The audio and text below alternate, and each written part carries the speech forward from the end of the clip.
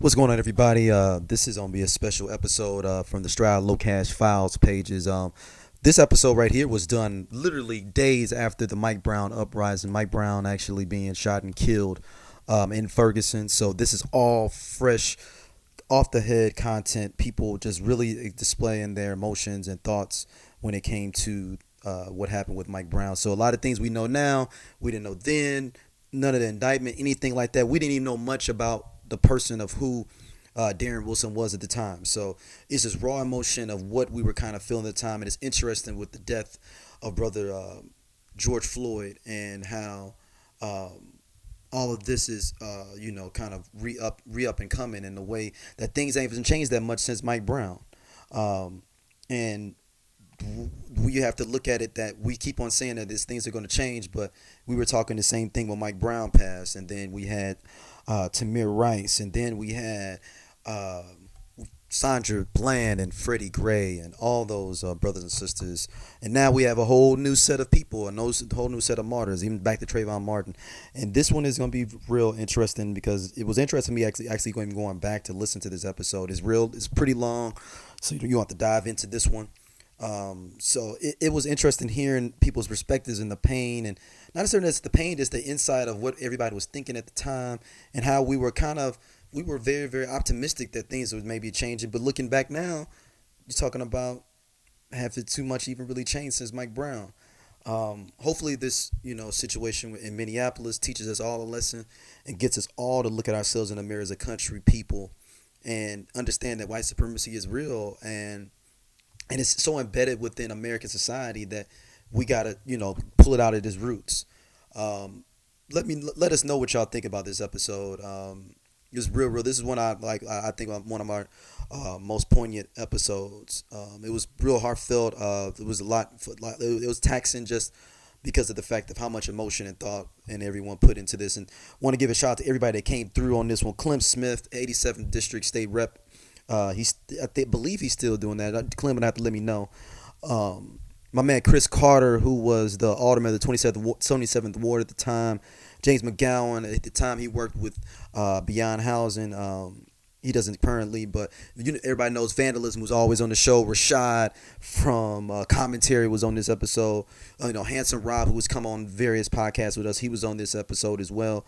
So it was just a lot for us to go through this one. So this is something that you guys are going to really enjoy, to kind of look back and see where we thought we will be in the future and, how we are now. And let us know what y'all think and keep on rocking with us, and appreciate all the love from everyone that's been giving us all the love from us all these last few weeks. And we've been pumping out a lot of content for you all, the scenario episodes, commentary. I love 90s music, our wrestling podcast, as well as, just kicking it, the soccer podcast. We got some more we're rolling out as well soon, and some more great interviews coming on the scenario. So appreciate y'all listening as always. Peace.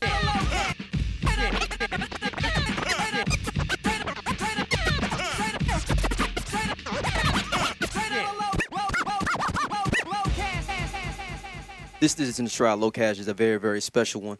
We'll be talking about the Mike Brown incident, particularly with our show being in St. Louis. We want people to share this out. It's great conversation with people that's on the ground floor of it, local officials, and people just be having real candid talk about Mike Brown, the black community as a whole, and what we're trying to go through the future.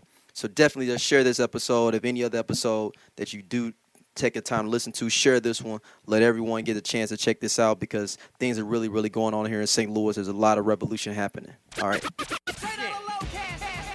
Once again, welcome to another edition of Stroud Low Cash.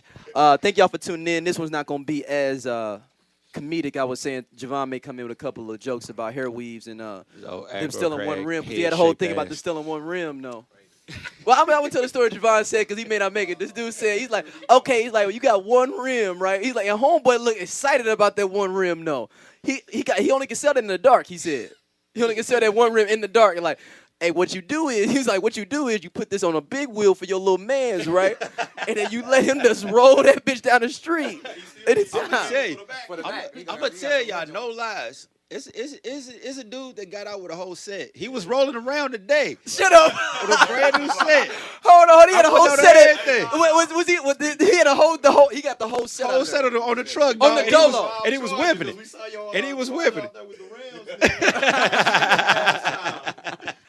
But welcome, like I said, welcome once again. We're gonna be definitely talking about the Mike Brown situation. But thanks for everyone that's listening. As always, subscribe on iTunes, subscribe on Stitcher. It's not gonna be too much, rigmarole for this one. Also, hit up our sponsor, tweetaudio.com.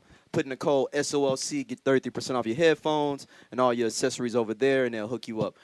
Free shipping on that as well. So does that discount work for us? Yeah. Okay, shit. That's what's up. Put in the code SOLC, you get free headphones, any accessories. I can hook you up. I got some stuff, man. Hook us all up. Yeah. Right. Look at that. Look at that. Mentioning vandalism. And you get 0% off. You might even have to pay an extra 30. But we got a great cast of people we gonna have on tonight discussing this. Not gonna be no raw no tonight, just strictly talking about the issues. Hey, y'all know raw no though? Pause. Man, you been on raw no before. Oh, yeah. We actually had Rob's song on raw no though. Oh, that raw no is real, bro. Y'all saw my t-shirt that tease is real. Yeah. Oh man, Cass was roasting Rob video, the one we used in the Las Vegas. Oh, yeah. We roast you, man. We just. Oh, that bro was flexing, dog. That No, dude, we was like, that where dude did was Rob get all rolling this money? Bruh, Rob was rolling down the strip in a spaceship, dog. Like, just hovering off the ground. What you got to say about Hold this on, shit? how you want to ride down the strip, dog? I mean, at the end of the day, bro, I walk. Like, Speak to him. We walk down the strip. niggas is broke. Niggas is broke. He down the block in the Lotus, dog, in Vegas, man, balling. Yeah, for his music video. Look, he can't even look Chris in the face. He said, Disney. Rob was just like, yeah. But as a person laughing, y'all already know he's been on here twice. And I'm gonna keep being on it. One of the most classic Joan Fest we've had. People have emailed us about that. Him and Javon going back and forth. What's up, y'all, man? This is vandalism, He said man. his head looked like a cologne bottle. That shit for forever, Hey, dog. yo, I couldn't stop. One, dog. Yeah, dude, I fell out on the floor on the show. I couldn't stop laughing. That was like literally 10, 15 That's minutes. one of the funniest things I've ever heard in my life, dog. That nigga head shaped like powdered toast, man, shit, dog. Of all people, I'm getting mine off while I ain't here. Fuck that nigga, dog. Oh, stalagmite head ass Dan nigga. Vandalism in the building with us. What's going on, y'all, man? As y'all know, if y'all have been listening to Raw No, this man to the left of him, Young baller. IamHandsomeRob. Yeah. Good job, I forgot what was the name of that song. Champagne Wishes. That's it, Champagne Wishes. It was because you had on like a white suit or something like that. You was flexing on the dolo, no chick, just counting stacks. Hey, I can't wait to check this out, man. I'm about Cigars to in look the it up Lotus. in a minute right now. You're gonna watch the video and feel broke. I don't care how much. I don't care how much in your bank account. You're gonna watch this video and feel straight broke, dog. Tell them about that shit, man. Hey, you just got to get clean on the people, dog. Then he had the other video with the Lambo in it, where he was in the desert. He was Lambo'd up. Man, this dude. The first one was a Lotus, and the second one was a Viper, dog. Listen, I I wish I was lying. Look, it's nothing. Correction. Let me pass the mic. Correction. And also the man to the left of him. I've been trying to get this dude on for about 15 years, at least. We only had the show for 3, but I've been trying to get him on for 15 years. Every time I tell you, like, D, I'm gonna come on. I'm on my way. Right. but this brother, man, I respect him so much. I've known him since we've been little lokes, man. Grew up together. His uncle was a role model to all of us. You know, rest in peace to Greg Carter Sr. He's now the alderman over that same district. What district? 27th Ward. 27th Ward. Walnut Park, if anybody know about that in St. Louis. Ain't no joke. And he's trying to make changes over there. Alderman Chris Carter. Thank you for coming on, brother. Thanks for having me, bro. It's definitely a pleasure. Thank you. This man right here, I don't even know. He just invites himself. It's Rashad. I'm back. There you go. Cut that short. Shadzilla, he's back. We also gonna be having Clem was gonna come on, but he went to Alaska, so we're gonna call him a little bit later. He's in Alaska right now. I just got through talking to him. Talking shit. Yeah. Anchorage. Yeah. Did he what Alaskan clues or something? Nah, just business. Yeah. Political. Yeah, they said Yeah. it's pretty popular in Anchorage, man. That's what it's. It's a lot of black people there though too on the low. I know. Nah, he ain't say that. Oh, you did? But I've heard it He is though. said he saw one and she was cocked out, so What? 0. He said zero. So definitely, y'all, Javon and Teddy will be here a bit later, but we wanted to get it started cracking early. So let's jump right into it. Mike Brown situation. Y'all, everybody's here been on the ground zero. I know Van, Rashad, and Rob. Y'all been there. My sister Danette, right? Danette, Danette in the building with us. Danette, how you Hello, doing, hello, sweetheart? hello. Okay. I wasn't sure. No, I'm just making sure. It was like a 9 pause. Right, my bad. That's true. That would have been not. That was a non-pause. Yeah, the mic, my bad. Passing to a woman is a non-pause. So that's, yeah. Pause. So y'all been all down there. But let's go with your initial thoughts from the whole murder itself before we get into the protesting and things like that. When you heard when happened, it happened. Honestly, when I first heard about it, I mean, I was absolutely shocked. First off, regardless of what they said, like I said, if people have been keeping up with the story, it first started off as this gentleman went to a Quick Trip and stole a cigarillo and was stopped by the cop or whatever. An argument ensued, and then he was murdered. He was shot 10 times. That story then changed to he never actually even went to said Quick Trip. He was with the Ferguson market, right? Exactly, it was a Ferguson market. Like, it kept changing, and then it was okay. Yeah, there was a struggle with the police officer for his gun, and that's the reason why he was shot. The thing about all of this is that this was done in broad daylight in front of an entire neighborhood, and everybody witnessed this. And people don't understand. We have a lot of listeners outside the country, Right. and within the country. It's basically the projects, the Section 8 housing area, and people Yeah. post it up. So it's not like, Right. think about your regular wherever Section 8 where Exactly. you ever live at, and one way in, one way out. Exactly. It looked like a little small Carter. Exactly, and folks don't realize this is that there was so many people that witnessed this actually happen. Like I said, I have a coworker who watched from his balcony as Mike Brown was being murdered. He watched him be shot. They ended up blocking off to where people can even leave or even enter into that area. He had to hop the fence just to get to the Metro Link to come to work that day. And so there's so many people who have seen this. And the only story that they're getting is the police side. And they're getting the sensationalism that is coming from the CNNs and it's coming from even our local news stations that aren't telling the full story of what's going on. What I try to tell people is that even if, let's just say that he stole the cigarillo from Quick Trip. First off, anybody who's been in the Quick Trip knows this is absolutely impossible to do. It's Mission Impossible. They behind the counter, right? But first off, you got to get behind the counter and you have to know where you're going. Right. All of this is it has to be accessed by somebody who works there. Now, most Quick Trips are police substations. We can all count on one hand how many times we've all been to a Quick Trip and there wasn't a cop there. Right. There's always police presence at a Quick Trip. So it would be absolutely idiotic for you to do something, to steal anything from a Quick Trip. Now, beyond that, what about any of those actions warrant anybody to be shot 10 times? Now, also on top of that, let's say the story where there was a struggle here between the cop and his gun. There's already been multiple accounts from people who were there on the scene that stated that this man, there was no struggle there, but the man shot him from the car. So, you're saying... Then he got out, right? Yeah, then he got out. Exactly. But I'm saying is that you're telling me that there was a struggle for his gun.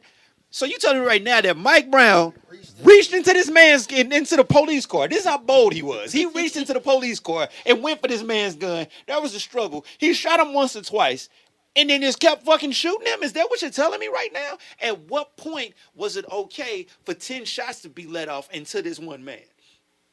You see what I'm saying? Yeah. And so I want everybody that's listening to this that isn't familiar with the story to use common sense here. Common sense. We know what excessive violence is, and what was done was excessive if Mike was doing any of these things. But the problem is that he wasn't doing any of these things. So it really is there's no reason for this to have happened. And like I said, you're talking to an entire neighborhood of people that watched this happen. They watched this. The man's body was laying in the streets for 4 hours and was carried away in an unmarked SUV. If I'm not mistaken, I was actually standing next to this when we went to the police office during the press conference that they wouldn't let us in. I was standing next to the SUV that he was in. Like, this wasn't like a coroner van. This wasn't. They didn't put him in a body bag, and it was the same sheet he was covered in. They had him on a stretcher, and they put him in the back of that.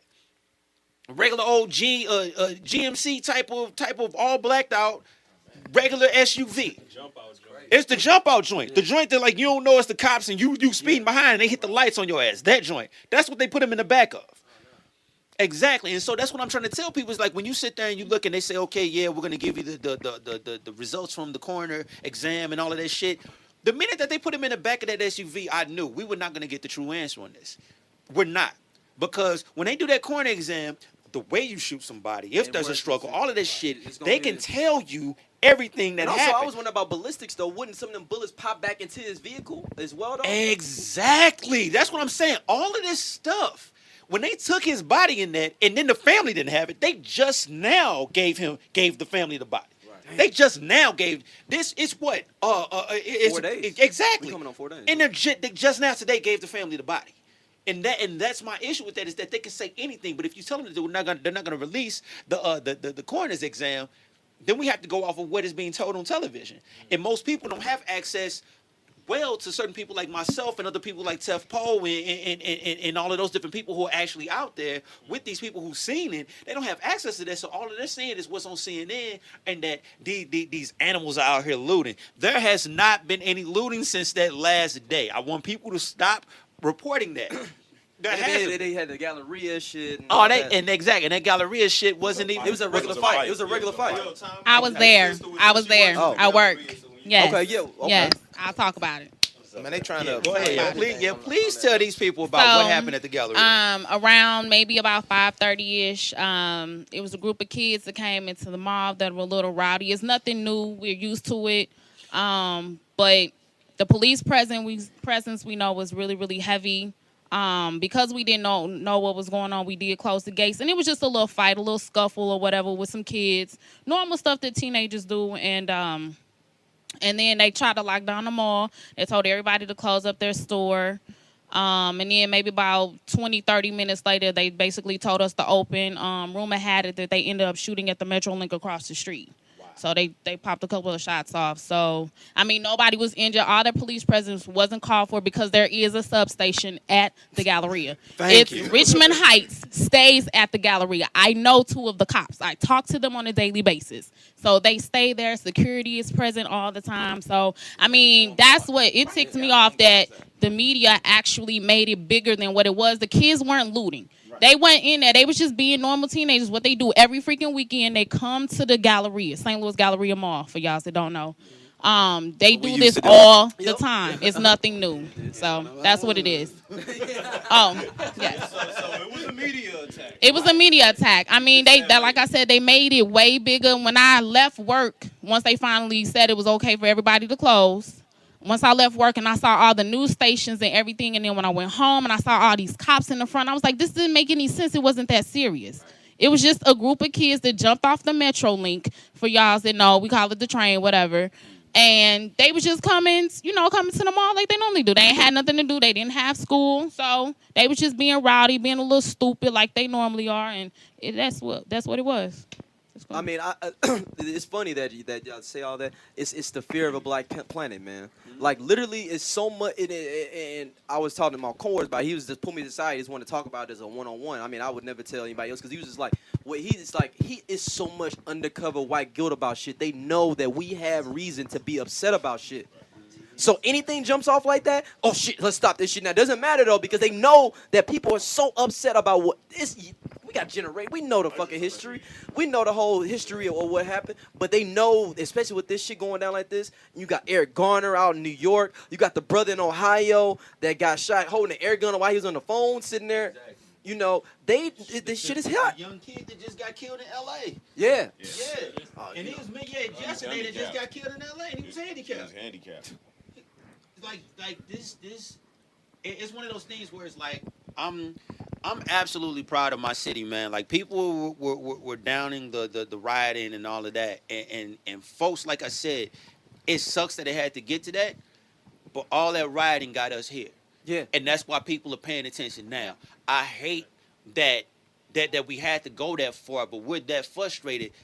Our war against these police officers goes beyond before I was born.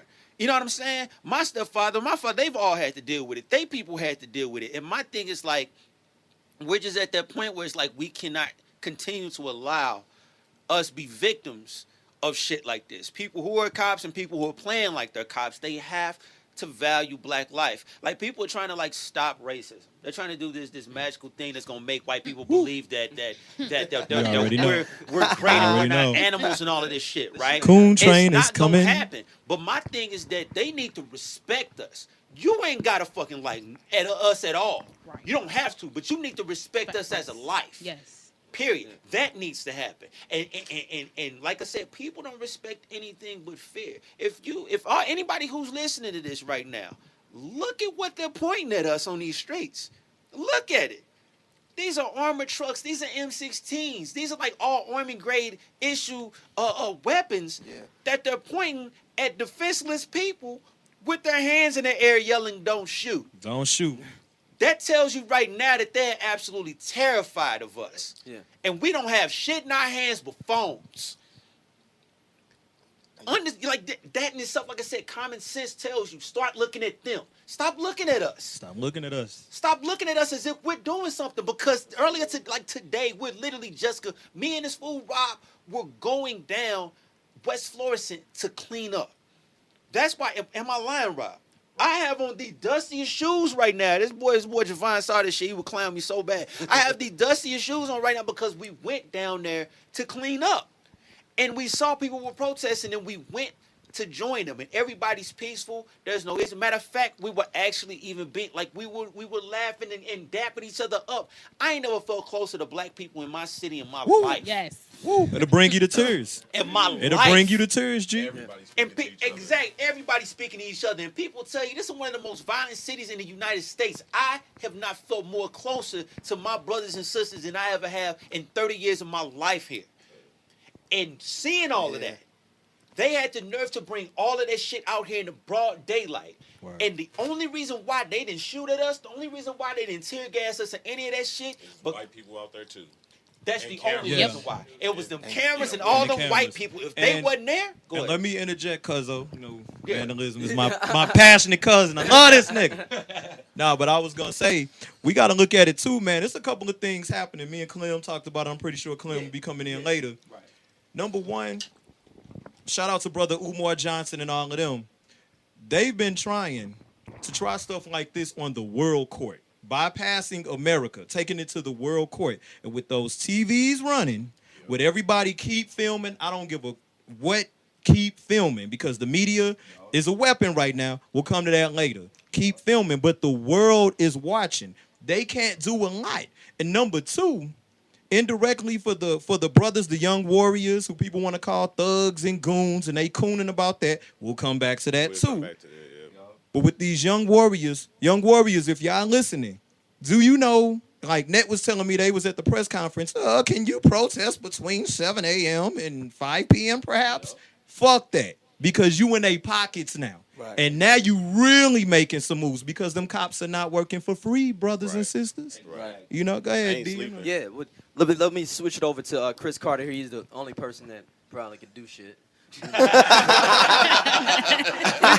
niggas talking in the basement here. We just NWA. Right. We just niggas talking in the basement besides that. Right. Basement convos. Right. Real. Yeah, but he's a real brother like all of us, though. He just went to the politics route, though, and I respect everything. So I'm interested in what you have to say on. At the end of the day, I think that V touched on.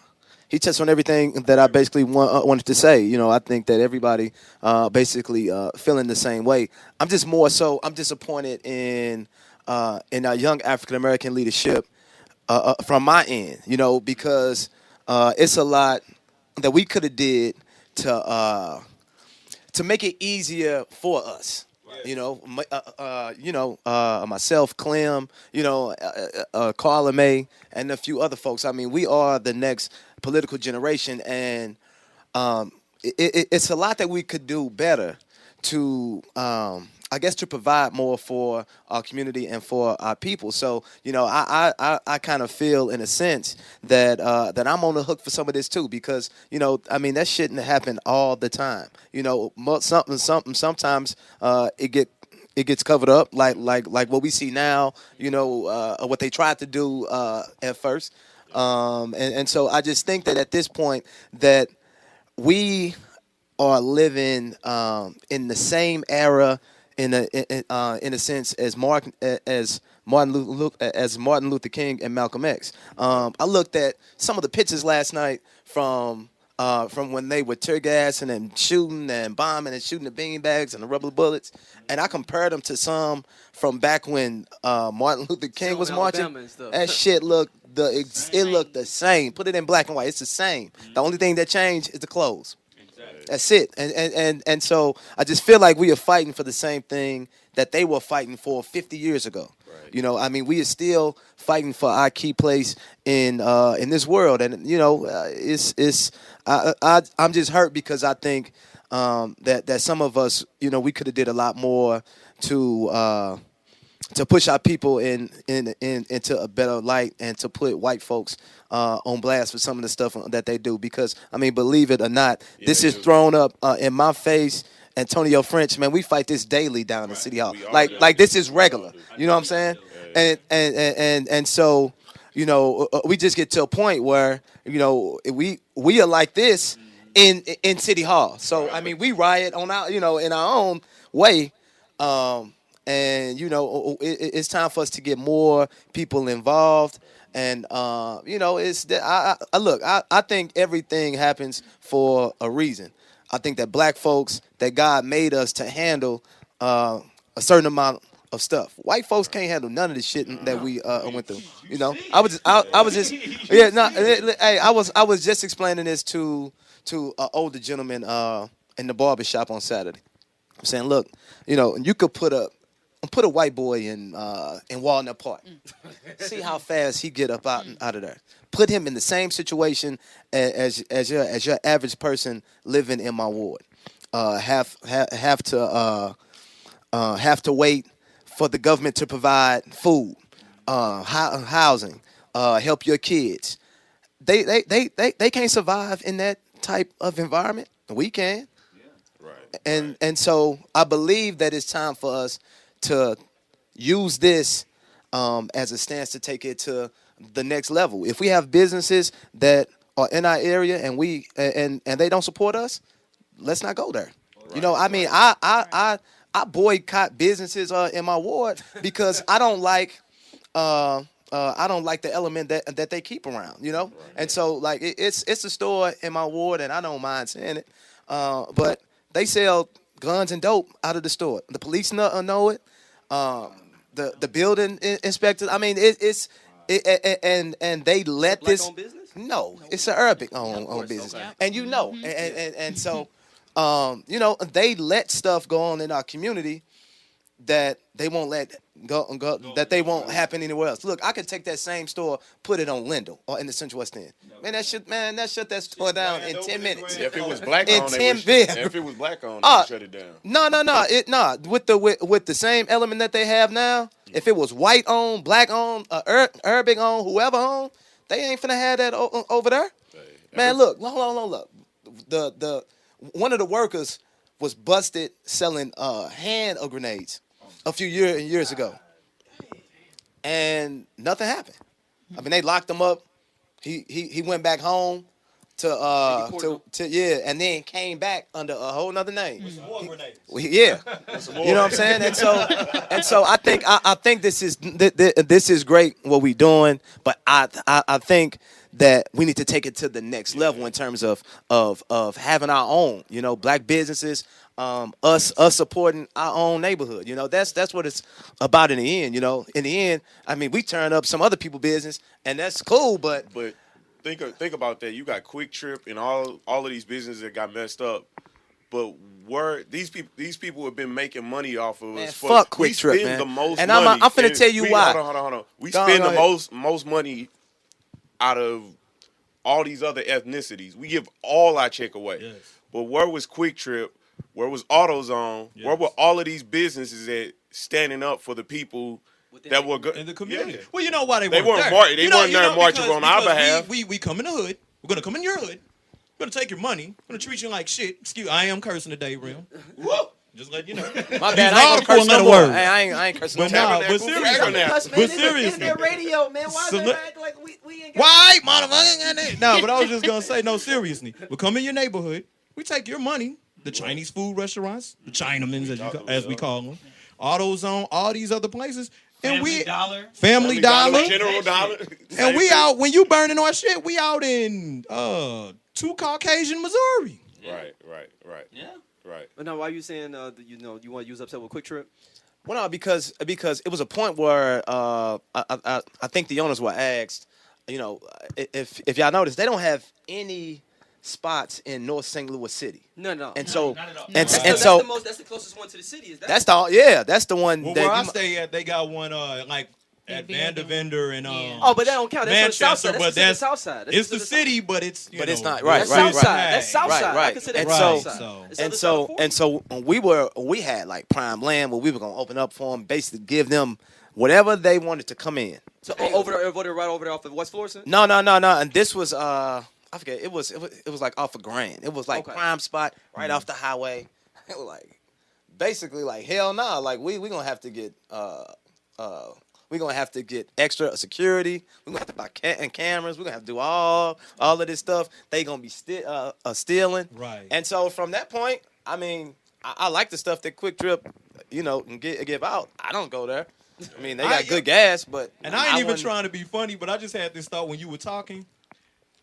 I really ain't trying to be insensitive. But if it was like a Chick-fil-A next to Quick Trip, that motherfucker would still be standing right about Right. now. Yeah. It's I certain mean- stuff black people ain't. No. You seen a brother on the Nah, grill back no, there so though. somebody trying to putting get the some- words and stuff. Nah, because they going to be like, man, it took us forever to get this motherfucker. You know what I'm Chick-fil-A saying? is never gonna be anywhere in a black neighborhood ever. One So thing, you can right. trust that. Right, at all. One thing I could say about that, man, about the people as far as with the rioting and whatnot, they knew where they were going. Because if you pay attention, certain things like sweetie pies and Mally's and all of those different things. They Well, did nah, not V, touch. I'm gonna have to cut you off on Go ahead. Mally's. They were out there. Oh no, they Like, was on. out. They yeah, was out there, yeah. 20 deep. Like, no, they come was on in. definitely, Come on, bro. Yeah, They was ready. They was ready, but the whole thing is what I'm saying is that they wasn't about to mess with them. They weren't going to. And the thing is that they fucked up Taco Bell. Somebody made this comment. It was really jacked up. They was like, man, they messed up Rez, but shit, he probably did that himself.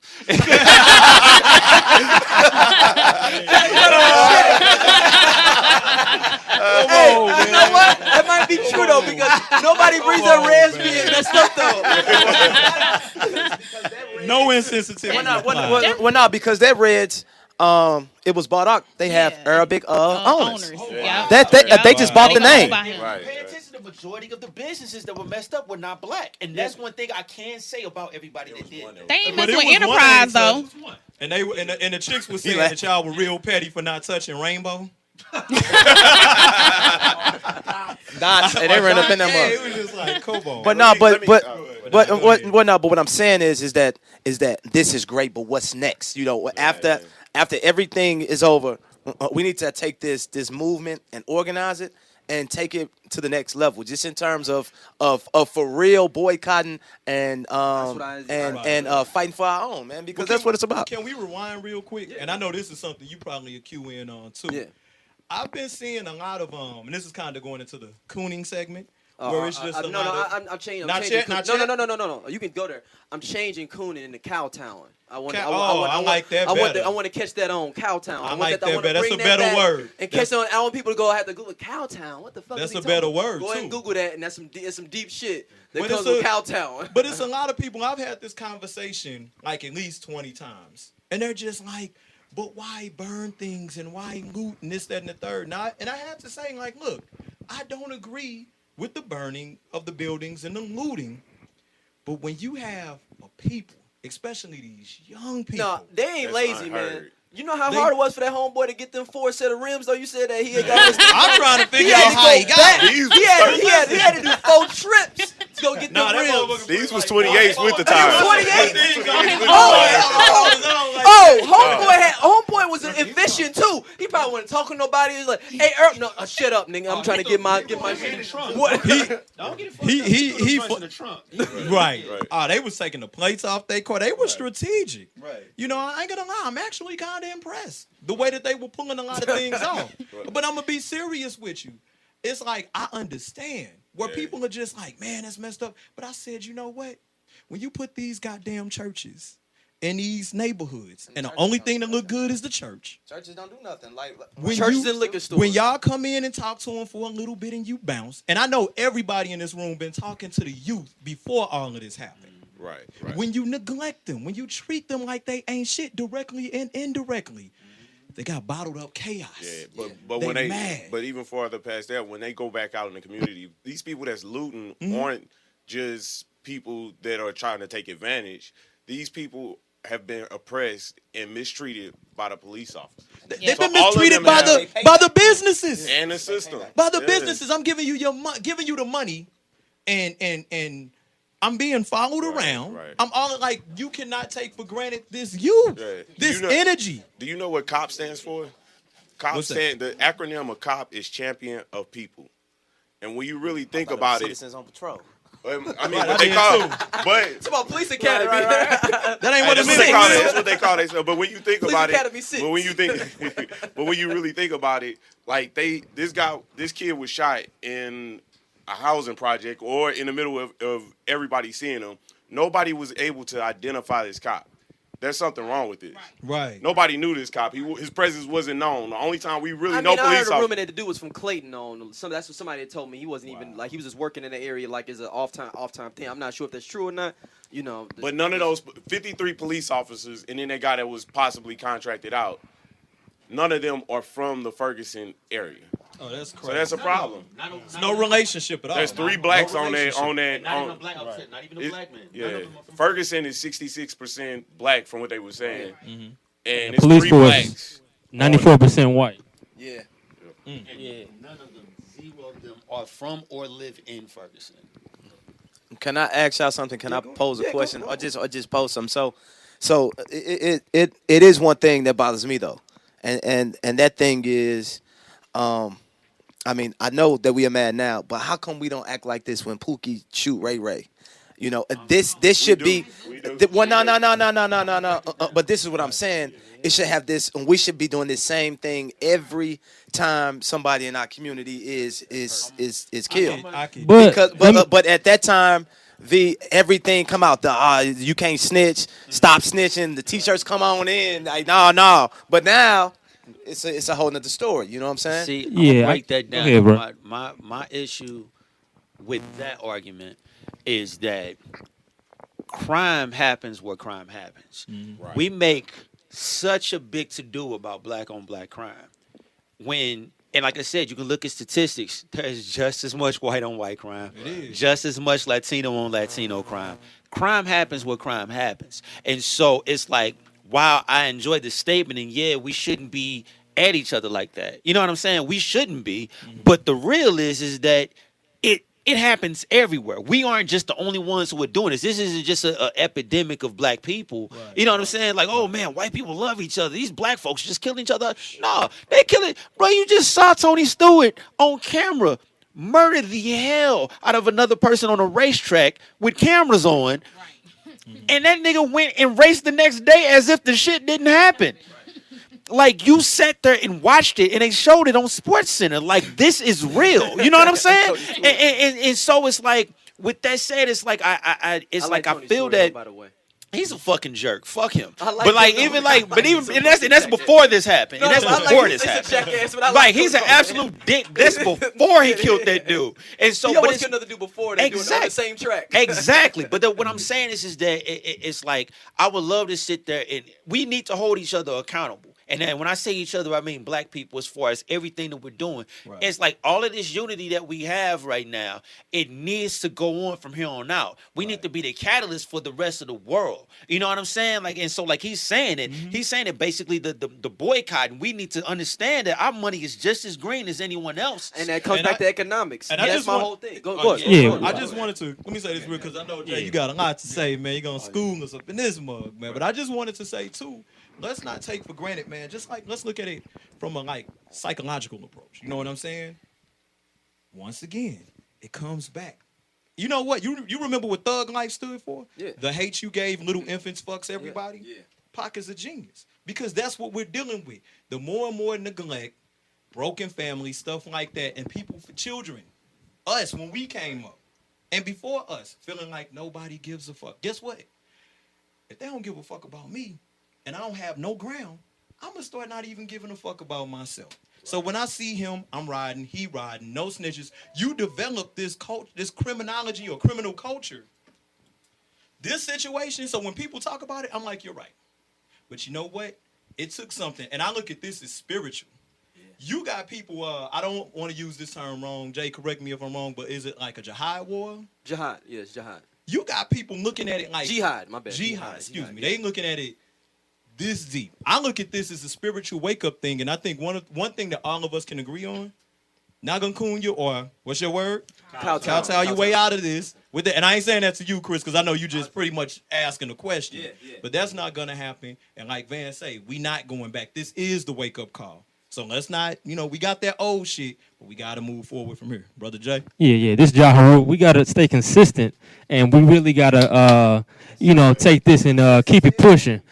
The thing is that we got to really fight the media because we got to control our images, and we got to do this deprogramming like how they talked about how, more black men in prison and in college. That's not true. Yeah. Black on black crime. That's not true. There's white on white bullshit, crime. man. There's all this Asian on Asian crime. Everybody got crime. So we talking about police, which is the outside force that's supposed to serve and protect the people, and that's not happening. One thing I want to touch on is about unity. As a black nation, we got to understand unity doesn't mean we are the same.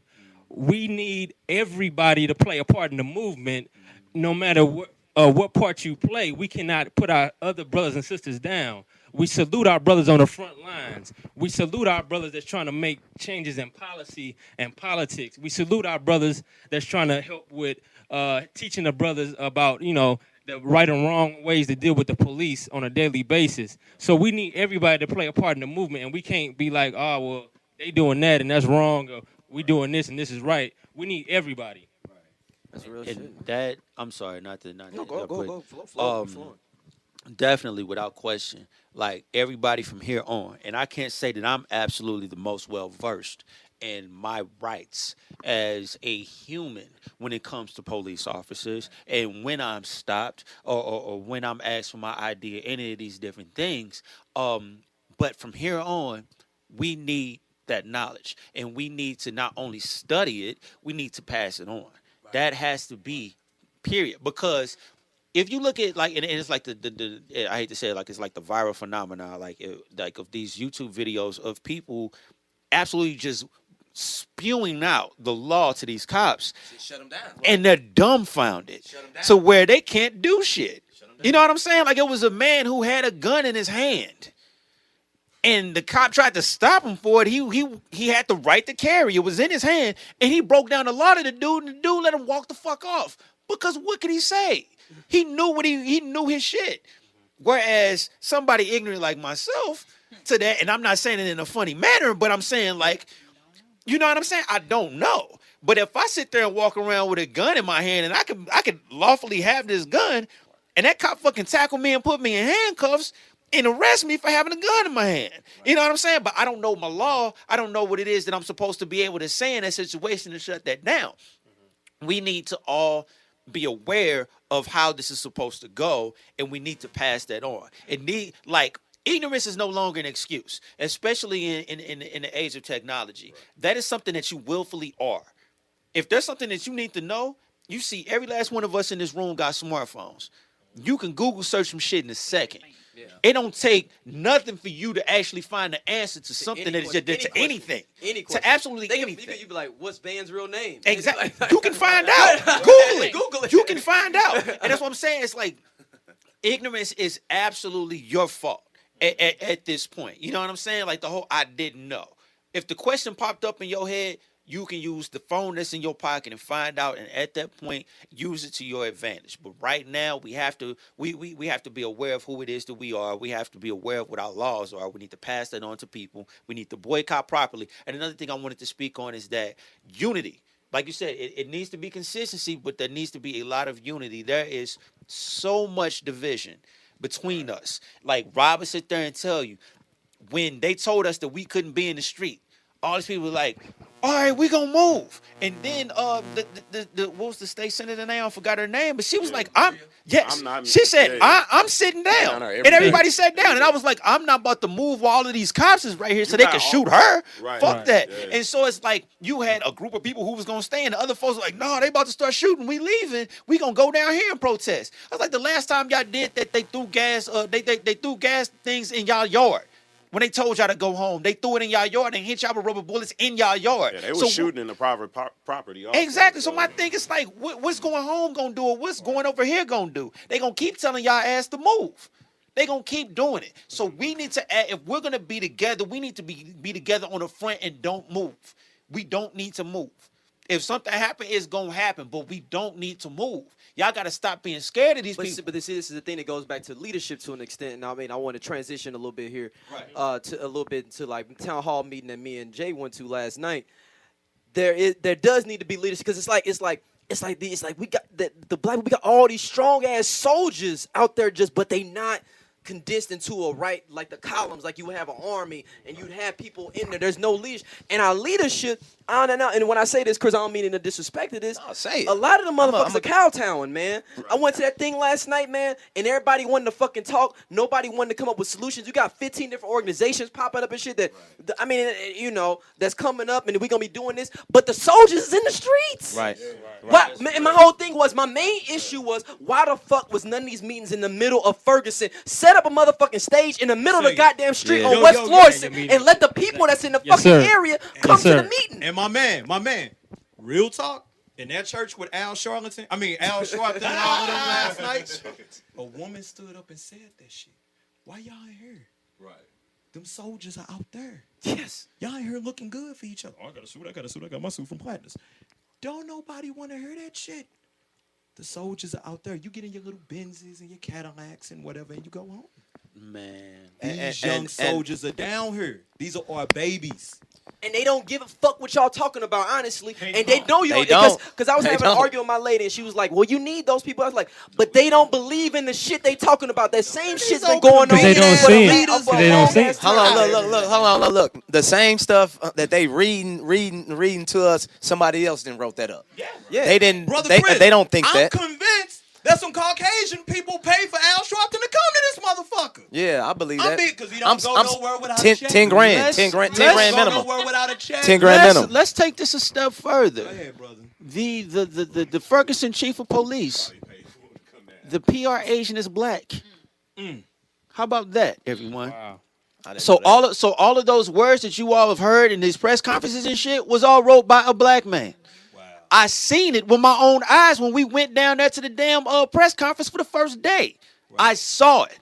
The guy who was, he has no more questions. Bald black man. I'm calling him out. I think that's him. Sure. Yep. What's his name? Yep, that's Johnny Him. Little. That's him. Call him out. Johnny Little. Johnny Google Little. him up. That's exactly who it is. Johnny Little cold too, man. Be on it right now. She pulling it up. And I'm not calling him out on some shit like, yeah, go get him. But no, we've been lied to by this man, and he's been the face of saying all of these words, and it was all prepared by somebody who's black. Yeah. That in itself hurt me more than anything.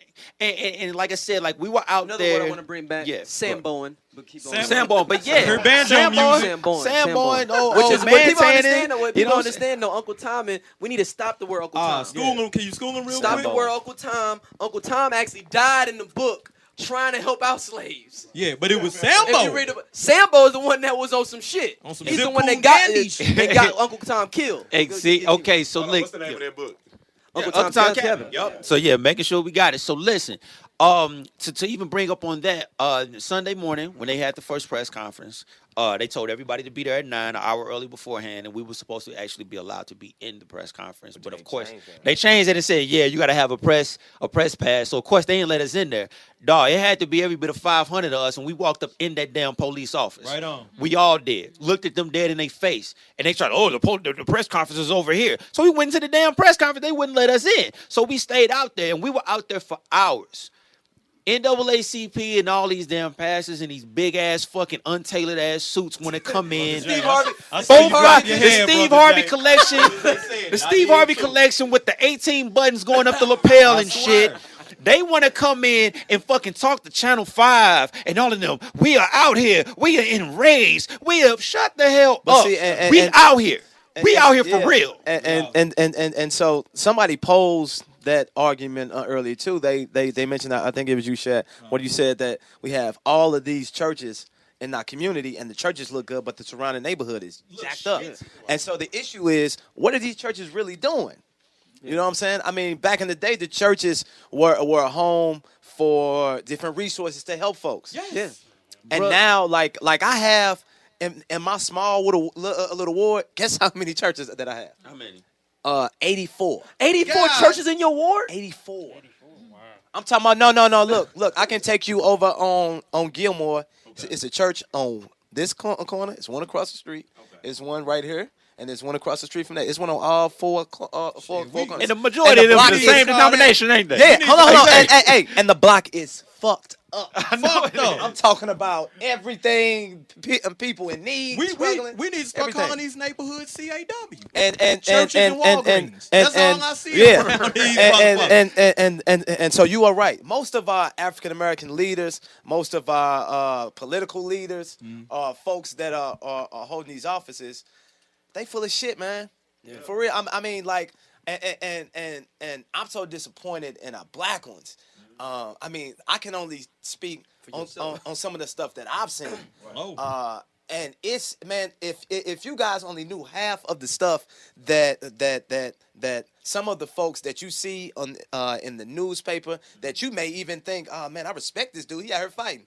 Motherfucker ain't doing shit, man. Behind our back, cutting deals to I mean, look at the neighborhood that they represent. Right. You know, and if the people not thriving at some point, or you seeing any type of progress, we need to get these black folks out of here, man. Look, Right. we have so many black political electeds that are just holding offices because they have been there for 20 years, or because they dad was there for 30 years. You know, and it's time out for that. And so you are right. It's time for us to pull some of those soldiers up and say, hey man, you could be the next alderman of the 27th ward, which really ain't shit. But you can do that. Yeah. You know, so you know, come and work with me and I'll show you. Right. But a lot of folks don't do that. You know, I mean, they see another brother, they like, oh nah. It's like Highlander. Right. It's like Highlander. There can only be one. Yeah. Hey, talking about, we all been talking, man. What the fuck Ram think about this shit? Yeah, Ram, what's good?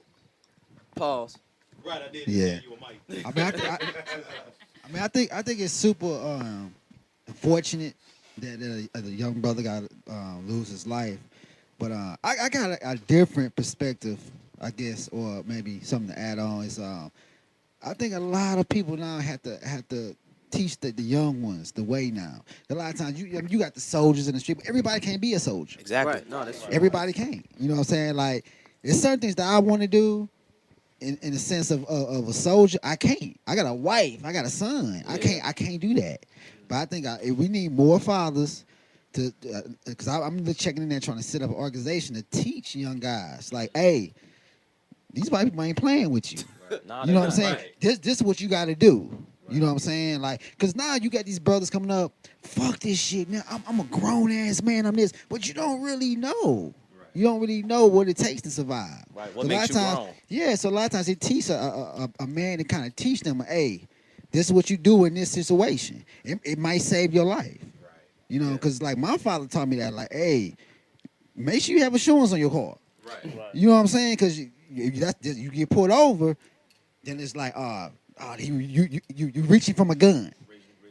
Pull your damn pants up. Right. Because now you pulling your pants up and running. He's reaching for a gun. We need men to teach that. To teach that, like, hey. And so the issue is that we have all of these so-called African American organizations that's supposed to be doing this, that get millions of dollars to do this, and they ain't doing shit. Right. And that's right. No, you are right. I know I am. You are right. I want to clap for you. You know, I'ma say it. Fuck you that. Right. The NAACP, fuck that. Fuck them. Well, Straight no, up and know what? And it's not just them. And that's real. Yeah, no. And know what? It's not just them. Look, you know what? We are members of the 100 Black Men. I haven't gotten the email. I haven't heard anything on what we doing. You know what I'm saying? Because them places, it's a business first. They don't understand. But hold on. But look, in other states, the only reason that I joined 100 Black Men, and I'm gonna be honest, when I was in college, my senior year, I went to the A with my boy. His dad was the president, and that's where it started. It's a whole nut. They like really building black businesses, black neighborhoods. Like they got development. They they got different chapters within Atlanta too. Man, look, they got three different focuses: education, jobs, and economic development. And I forget what the last one was, but look at this guy. Crime prevention, and something else, man. He almost lost his membership right there. Yeah. No, hey, look, I'm paper as hell when it comes to. I'm sus. I did not pledge in 100 Black Men. Hey, super paper. That's the main thing, though. We need to. My main thing out of this, everything we talking about tonight, the main action item that I'm on is about what every brother in here just said, from Rim to Van to everybody, is that we need to train our young brothers and sisters on how to interact with the police. Right. That is preventative medicine for us, because we have to protect ourselves first. We can't rely on outside people, whether they're good or bad. We don't know. We got to protect ourselves first. It's just like boxing. Right. You hand down, man down. You got to protect yourself at all times. Right. So that's what we really need to focus on, and that's really the one item that I am passionate about, and getting that together. So, I'm out in the hood passing out DVDs, flyers with, tips on, how to interact with the police. Right. And that's really what I'm trying to, get out there, is going door to door. You got a website for that? I'm going to put it up on something. The website is going I'm going to put it up on the website from the rally last night. We'll get on the podcast too, but it was prayingwithourfeet.org. Oh, no, yeah, I didn't already check that out. Yeah. So, yeah, I'm just looking for people, you know what I'm saying? Like, everybody got to play their position, because everybody can't go door to door, block to block. But, you got some brothers that, can do that. So, we need those people, and we need other people doing other things too. So we all got to head up, our particular, mission, that all come together, and make it all work. Exactly. And yeah, you guys are right. But back in the day, I think we are our fathers and our grandparents, they followed a certain person. It was either four different routes that you can go. You can either follow Martin, Malcolm, the Black Panthers, or you can go to the army. Yes. That's it. And so everybody was falling in line in one of them slots. And so now we don't have that. We don't have we don't have a Malcolm. We don't have a Martin. We have Obama. Right. But I think in the end that we are all the Malcolms and the Martins and the Huey Newtons and all of that. So it's up to us. Yeah, we all leaders, man. And the thing is, back then, we had a central, leadership figures. Not with the way that the world is now. We don't necessarily need that. We need everybody to play their part. We all leaders in our particular specialties and our particular bubbles that we kind of control. Everybody ain't looking for that. You know what I'm saying? I just think we thinking about the past. Right. The struggle has to be modernized. You know what I'm saying? Right. So the movement is some new stuff. Yeah, that's outdated. We really just looking for moving forward. But I want to give all the brothers that's been out there like 100% props. Anybody who's listening has been down there because y'all have been better than the fucking regular media. Yeah. Y'all keeping it. That's people ain't believing what's on the media. That's the real media. I'm talking about like, dude, I remember I saw a chick, but it got so deep with some of my tweets coming out. Chick from CNN retweeted me. Yeah. And she was like, yeah, I'm just getting to St. Louis. She hit me up on a DM and everything. I was trying to get her on. And sister named Stella Carlson, sister and everything. She was like, yo, like we seeing all this. Like we seeing people retweeting videos and pictures and things like that. So it ain't gonna be that propaganda ain't gonna happen. No, you can go to your Twitter, your Facebook, and see whatever. So if you don't want to know what's going on there, you don't. What I'm coming to is what I'm saying is, if somebody doesn't know what's going on, really going on, they don't give a fuck. Right. Unless you're 67 years old and you don't have no form of technology, you don't give a fuck what's going on. And I had to, or you don't want it to be what's going on. You want to stay in like, oh, this is some niggas down there doing some dumb shit. Right? You want to stay in that for mine. And I've had to speak on that because everybody in this room has Facebook. Yeah. You know what I'm saying? And a lot of us are connected to folks that we went to high school with. I got married. Yeah, smart. Got married. Got married. Got up off that Instagram and everything. Oh, I ain't had to, bro. I'm on Twitter. Right, and I got to check me out. Right. Hey, bro. Happy wife, happy life. I understand. Listen, but even beyond that, it's like we're all connected to folks we went to high school with, all of this shit. And then the one thing I can say is that like I've seen a ton of ignorance from people who aren't black to this situation that live here, you know, and you know, you went through school with all of these people for years, and it's just like it's eye opening. Like, this what you really think of me as a black person? Like, that was the most hurtful thing that I've seen, because so many people have went out of their way to make excuses for police, you know, and. Well, they're putting their lives on the line, and they help us out, and all cops aren't bad, and which I believe that all cops aren't, but not when I'm sitting here looking at 300 fucking cops with batons and SWAT gear and holding M16s to us. Don't tell me about these 2 cops that are actually good. I can give a shit. You know what I'm saying? I can care less about those 2 cops that are actually good when the majority of the police force is out here. Or when I'm driving home, when we were coming from Mission Taco, 100 cop cars are coming from St. Charles and O'Fallon to come to Ferguson. You can't see it because there was a drive-by, and I'm using air quotes here. There was a drive-by in this city that got one black sister shot in the head. Like, you can't sit here because you haven't experienced it.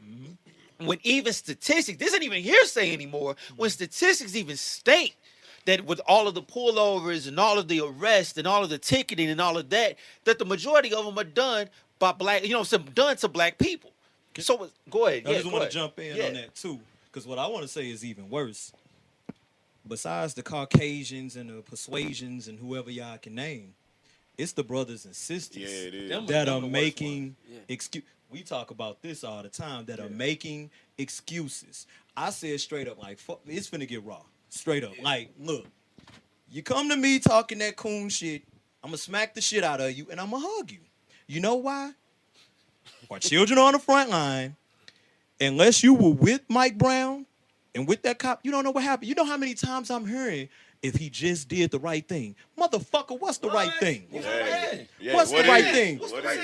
Go on my Facebook. It's a gang of black people saying the right thing. What's the right thing? And so you mean to tell me, let me fall for a second. You mean to tell me it is justifiable to unload a clip in a brother because he didn't do the right thing? And that's why if you go to my Facebook and I talked about, because I'm getting at motherfuckers on there. I'm being respectful. Me too. Because we don't need to be. I can be very ignorant, but I'm not gonna be. They want me to be. But I'm just like, when you're sitting out in your nice home with the lilies and the koi fish and all that, probably fucked that up in the pond. And your neighbor who line connects to yours is saying those people, I want you to think about what they're saying to you. You're not one of them. Right. You one of us. You melanated, okay? Yeah. So guess what? That dumb shit you talking just shows people, everybody in this room, that you scared. And all I was saying is if you scared, be scared. Shut the fuck up. Right. Sit back. Let these real cats and real sisters, and the sisters out here stronger than the men. Right. I'm down there. And they stronger than the men. When we protesting, man, we about to get they trying to divide us basically. Right. So we got men ready to leave women sitting down at the front line. Like, what type of men are you? Yes, My cousin would have got kicked out the family if he did that shit. Me and him was the only people that If stayed. he We left, done run. No, we no, ain't no, no, no. blood. Listen, I'm telling you right now, the state senator sat down. She sat down. Everybody left. And the hold on. She actually just got She arrested, bro. sat down is because there was another breaking sister that didn't want to get up. So she put her life on the line because somebody else didn't want to get up. Yup. And then we put our life on the line because we got our women out there. I'm going to call out. I'm sorry, this might get all y'all fucked up in this room, but Rashad said it. And no disrespect to anybody if they NOI or anything like that, but the brothers that was on the scene when we was at the police station, when you weren't supposed to go because you were going to get arrested, then you could go, but it was like a gazillion cops out there with the y'all been to the station, so y'all already know what time it is. Right. Them brothers didn't want to hear, it's time to be cool, it's time to be this. Didn't want to hear it. Am I lying? Back the NOI down. Them brothers left. What? The Bible thumpers. Oh, you need Jesus. You need Jesus. Hold on. Let me flow. Let me flow. The FOI?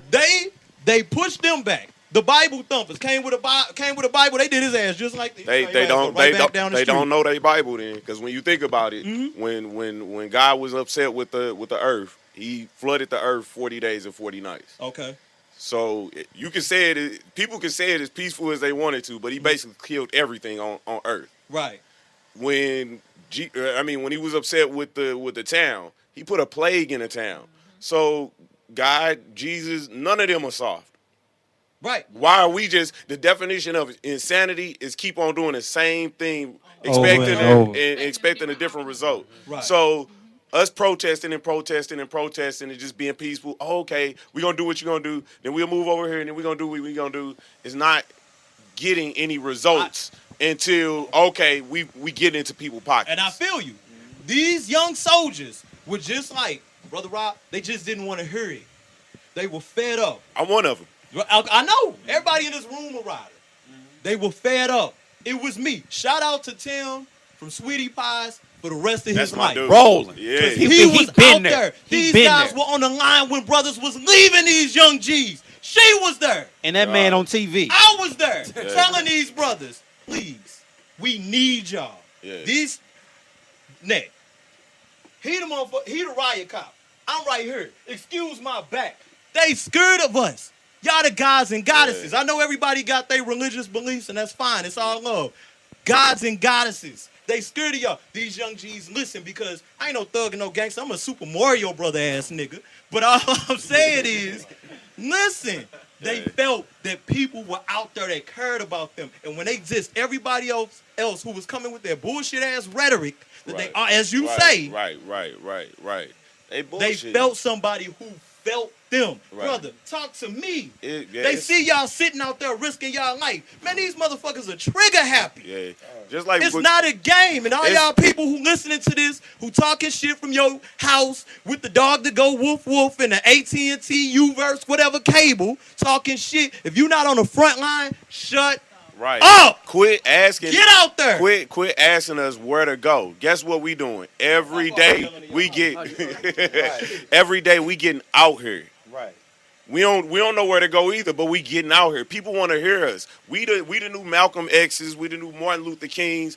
We are those people. The youngest are looking to us. The older generation is looking to us. They want to hear us speak. They don't care what you saying. Say something that makes sense. But as long as you got passion behind it, just speak your mind. That's all people want to hear from you. Just say something. I'm just saying you can't you got to stand up for something, or you would die for anything.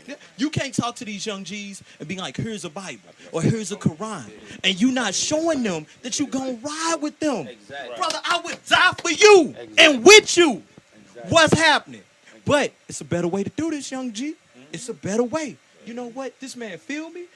And y'all can say pause, but y'all know where I'm going with it. He feels what I'm saying. Right. This brother listening to me. He'll ride with me. I can look at everybody out in this room and tell y'all down. This sister was standing there with me. I had to say, Nick, go over there. No, nigga, go over there. Because we don't know what's finna happen. Have more heart than about 40 brothers out there. Dog. And that's a mama, so you already know how So it we go. standing on the front line, dog, and we are doing everything that they're asking us to do. First of all, they told us to peacefully protest during the day. So I guess y'all heard this earlier when Van was speaking, but they basically brought out armored trucks, M16s, and they're aiming at us. Fingers on the trigger and everything. I step up, and I'm having a conversation with a brother that's holding a gun at somebody's back. So I step in front of the person who's got his back turned with an M16 on it. And I asked the brother to look me in the eye. And he looked me in the eye, and he said, I will squeeze. I was like, hey, go ahead. I said, when you squeeze, look me in my eye before you shoot and kill me. And we stood there for 2 or 3 minutes. After the person behind me walked away, guess what he did? He walked to the back of the line and gave a gun to somebody else. They fear us. They fear us. False evidence appearing real. Go ahead, sister. Oh, no, we gonna go to break. Rim for Fuck, that ain't no break, nigga. It's going down. Yeah. Right. Ride on West Side. Tupac back. We'll be back real quick, Stroud Locash. Welcome back, Stroud Locash. We are back, so go ahead, sister. Net. Well, I do want to just comment about being out there. I'm not going to lie. I was scared. I've never seen anything like this in my life. My mother has lived through this back in, Martin Luther King time and things like that. And my daughter's scared. And, excuse me. Take your time. Take your time, sister. Take your time. But I'm trying to show her that, we're fighting for something. Excuse me, I'm sorry. Sorry. It's passionate, man. It's passionate. I care about these kids. I work with these kids every day of my life. And if I can reach one, I feel that I taught one. And I try to make a change with the kids that I know. I try to make a change with my daughter.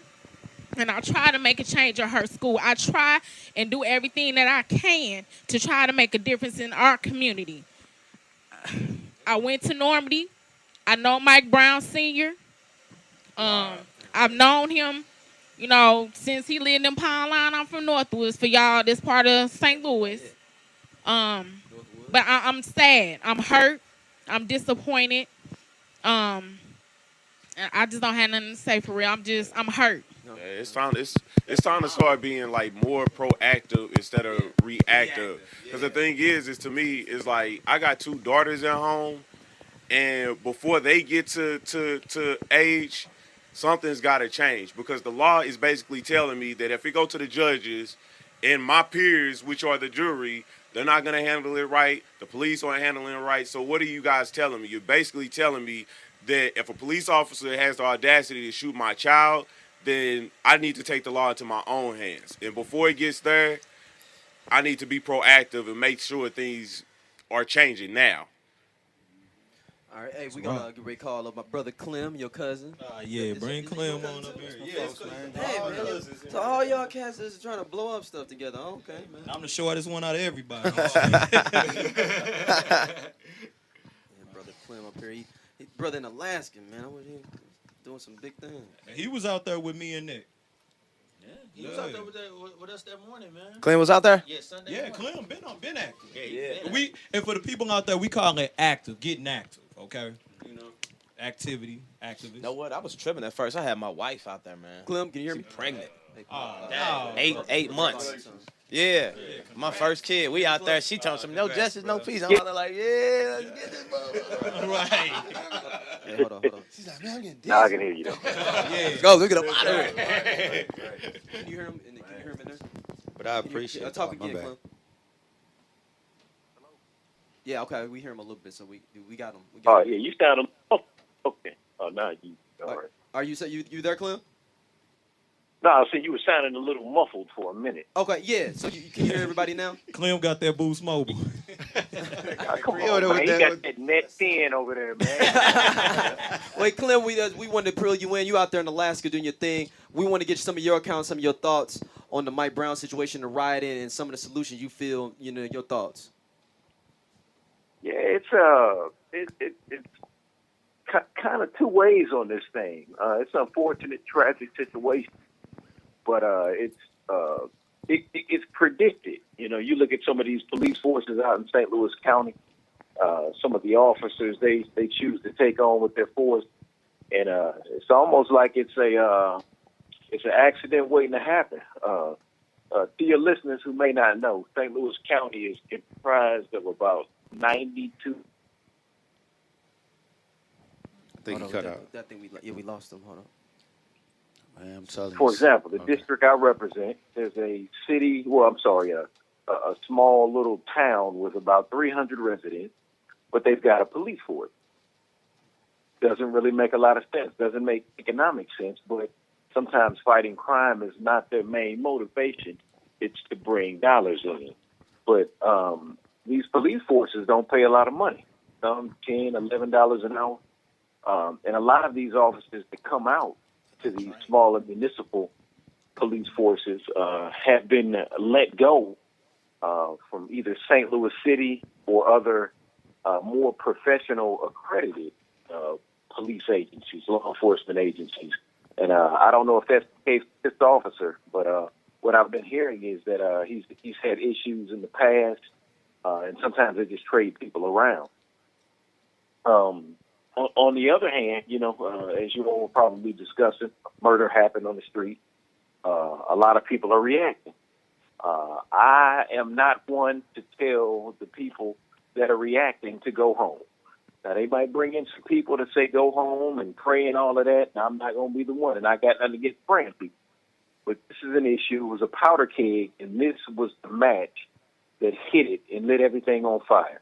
I don't condone any of the looting. That's low-level, broke stuff right there. So I do not support that in any way or form. But people being in the street, people exercising their right to assemble, and their First Amendment, their right to speak up in speech, I'm all for that. I'm hoping, within the next few days that there can be a little bit more organization and direction funneled with some of this. But the overwhelming majority of the people are doing positive things. You got a few knuckleheads that the media is trying to focus on, the mainstream media is trying to focus on, to take away from the good that's happening in the streets, because we've never seen this happen before in St. Louis. This is the first time ever, I think, in my lifetime that I've seen our people, our communities stand up like this. You can go back to the 60s, man. The brothers and sisters never really wanted to get into anything back in the day. They kind of soft you a little bit, keep your head down, and just kind of live your life. But you've got these marginalized youth, these forgotten youth, that are tired of that, and then they're expressing their feelings right now. So yeah, Clem. So what do you think that is the solution, or some solutions that we could take from this moving forward? From this, nobody can be forgotten. Nobody can be written off. That happens too often with people of African descent in the St. Louis region.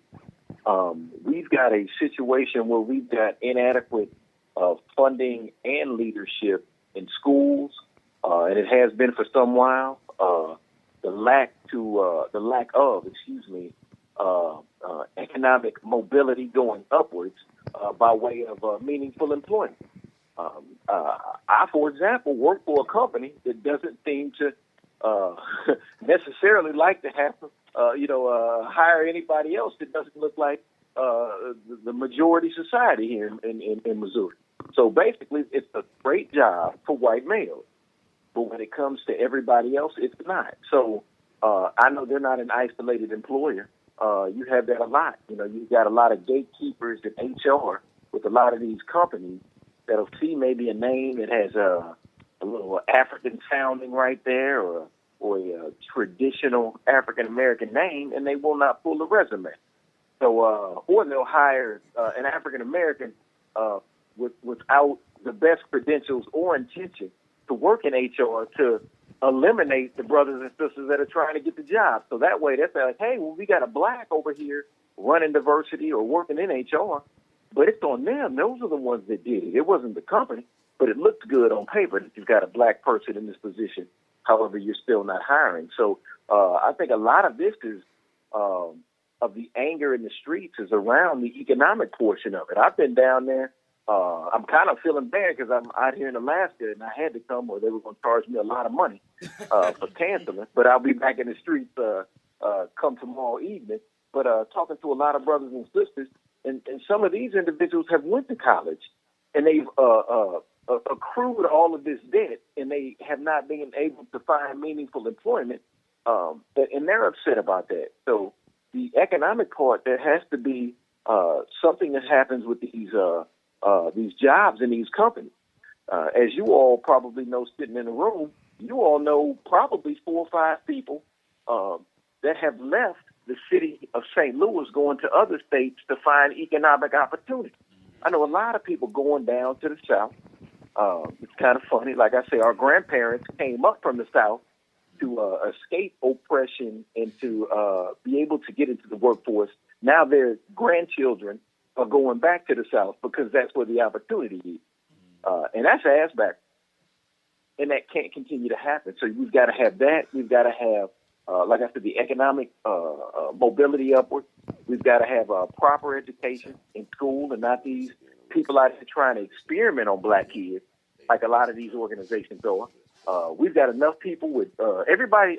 I say 90% of the people I know with PhDs that are black have them in education. Well, they need to start using these PhDs to solve these problems. There's always an issue with that because there's more money in working within the problem. That's meaning being an administrator in a public school or, the 5th vice principal. It's more money on that side than it is fixing the problem. So sometimes you got people that, they're focused on, hey, we're going to keep this problem going so I can keep making this $100,000 a year.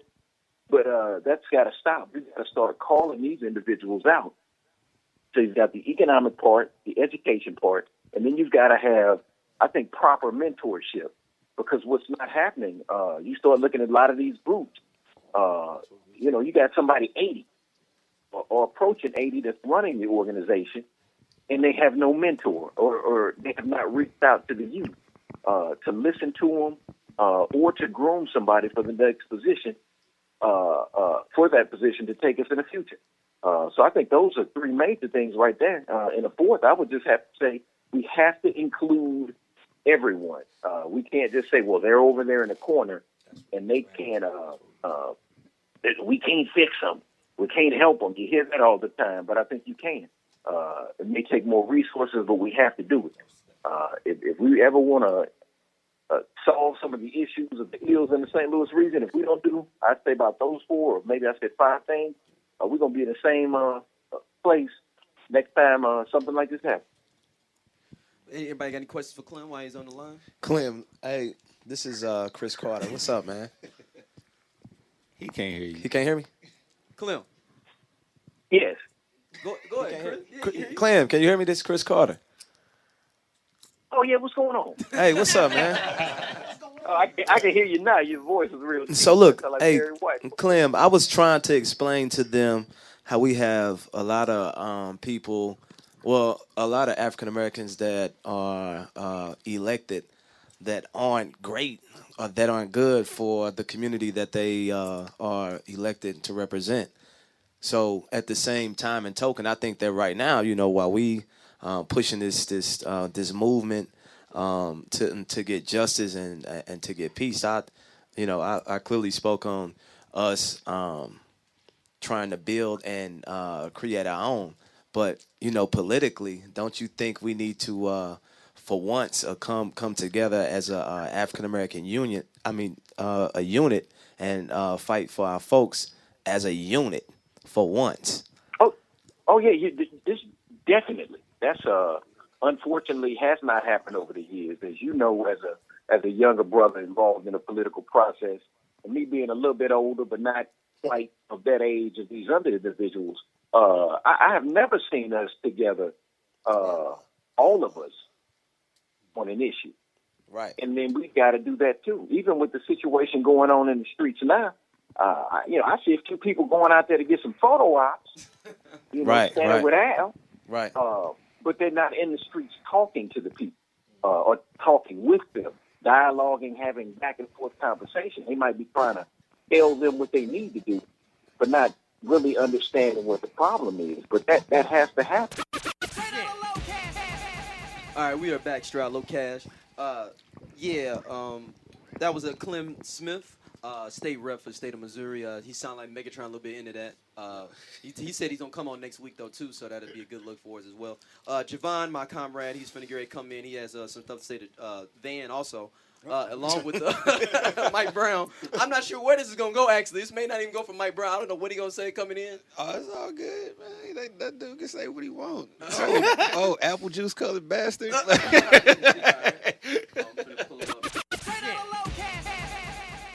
Javon, can you hear me?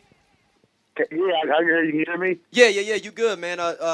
Van in here trying to hot you a little bit before, but why you want? Boy, you's the most snitchness. He just put him on you. This right nigga there. got on. Put him Hey, on you. no, 'cause I'm about to heat Daryl ass up with these army fatigue snuggie pants he got on right now. See, they don't even know about. Hey, it's a whole line. It's a whole line that he's up to drop on y'all.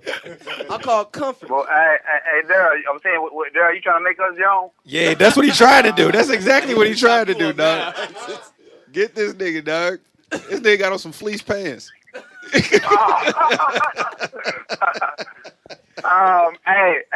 the all Daryl pants is stitched to the bottom of his turtleneck.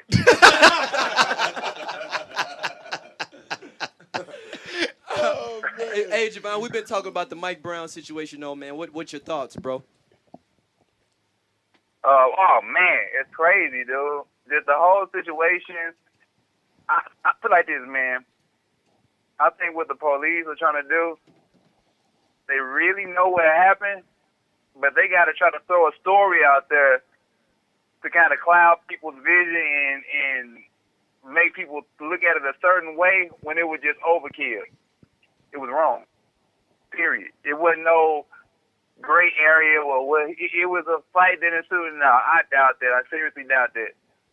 Just for the simple fact that everybody is coming up with the same story, but the only information. We lose you, Von? No, he thinking right now. According to the police. Information compiling.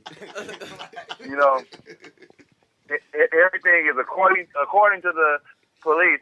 No, how about according to the 20, 30 people that told y'all some shit? How about according to them? What did they say? For real. Right. And they ain't even interviewed him yet. Release that.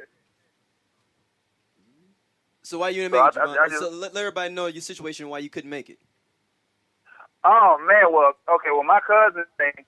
Well, actually, last night after the one of the, I guess they were at a like a political. I mean, not a political, but a what's the word I'm looking for? A peaceful protest. Right. Okay, they were at a peaceful protest, and I guess as they were leaving, somebody pulled up and started shooting, and my young cousin Maya, she actually ended up getting hit in the head. You know, she got shot in the head. And like right now, she got it's a bullet lodged, I want to say, in between her temple and her skull. So she gonna have to get her surgery to get it removed. But yeah, man, I mean, today been pretty crazy, and we couldn't even go up to see her in the hospital or nothing like that, just because you couldn't get up there. Like my aunt, I had to call my aunt to ask what room she was in, and she was like, they wouldn't even let her up there. So they, you know, it's pretty serious. Is she doing okay or? Yeah, from what I know. I mean, she was on Instagram, so shit. I hope she's doing all right. She did IG a picture. She definitely did. She did. Sent the Tupac picture in the hospital. But yeah, but just to let y'all know about her, man. Maya is definitely. I think she won't say she graduated from Howard. She's a smart girl, man. Always been smart her whole life. Like, dude, she always been about this, about the movement and stuff. So it ain't really like she's trying to do it for no publicity or nothing like that. This girl, I'm saying, she was out there on some real shit, and that happened. But I told her, why didn't tell her? I haven't talked to her personally yet, just because of all that's been going on. But I put online that anytime you take a bullet to your head, and you live through it, God got you here for a reason. So that's how you got to look at it. Go ahead. Oh, you was going to say something? Oh, no, I wasn't about to say anything. Like, definitely, man, without question, when you do, and this is Van, when you do get in contact with your cousin, just let her know that she's definitely in our prayers. And definitely thank her for what she's done just to keep everything aware as far as what we're going through right now, what we all going through. But yeah, that's really all I wanted to say, bro. Oh man, it went dead. I couldn't hear you for a second. I ain't even gonna You play. had to listen to the playback. He gave you a long thing to tell your cousin. Yeah, man, I was being all nice okay, and that's stuff. cool. Yeah. We'll listen to it.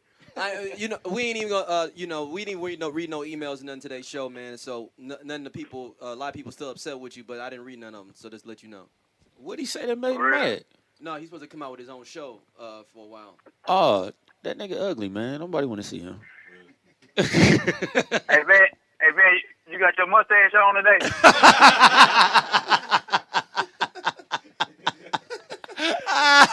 I ain't got nothing back for that, dog. Been heating your ass up this whole show, dog. You got no one. Hey,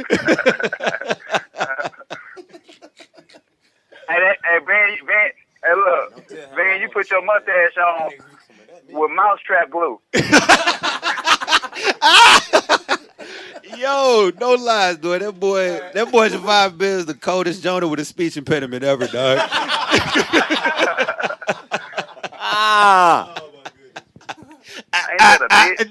Your mama ugly, nigga. Quit thinking, nigga. I Think really want to fast. know why I keep pausing. Because I can hear myself talking and it sounds super weird while I'm talking and I can hear myself talking. Bruh, that's just the acoustics in that big ass head you got. Javon, Jay, man, hey, he eating you up, man. Got them thoughts bouncing around. Hey, that fool Rob here too. I just thought Jay, about that. he eating you up. This nigga. Hold on. Hey, who that saying he eat me up? That Rob, no, Chris, that was Rob. That was Rob. Rob here, dog. Chris Carter. Rob, which Rob? I ain't gonna say handsome Rob, but that one. Oh, that nigga, right, Rob Hen. Yeah. Big Chin. He calls you Big Chin. I was just bullshit. What's up, Rob? What's good with you, G? Man, chilling, man. My motherfucking beard just fell off.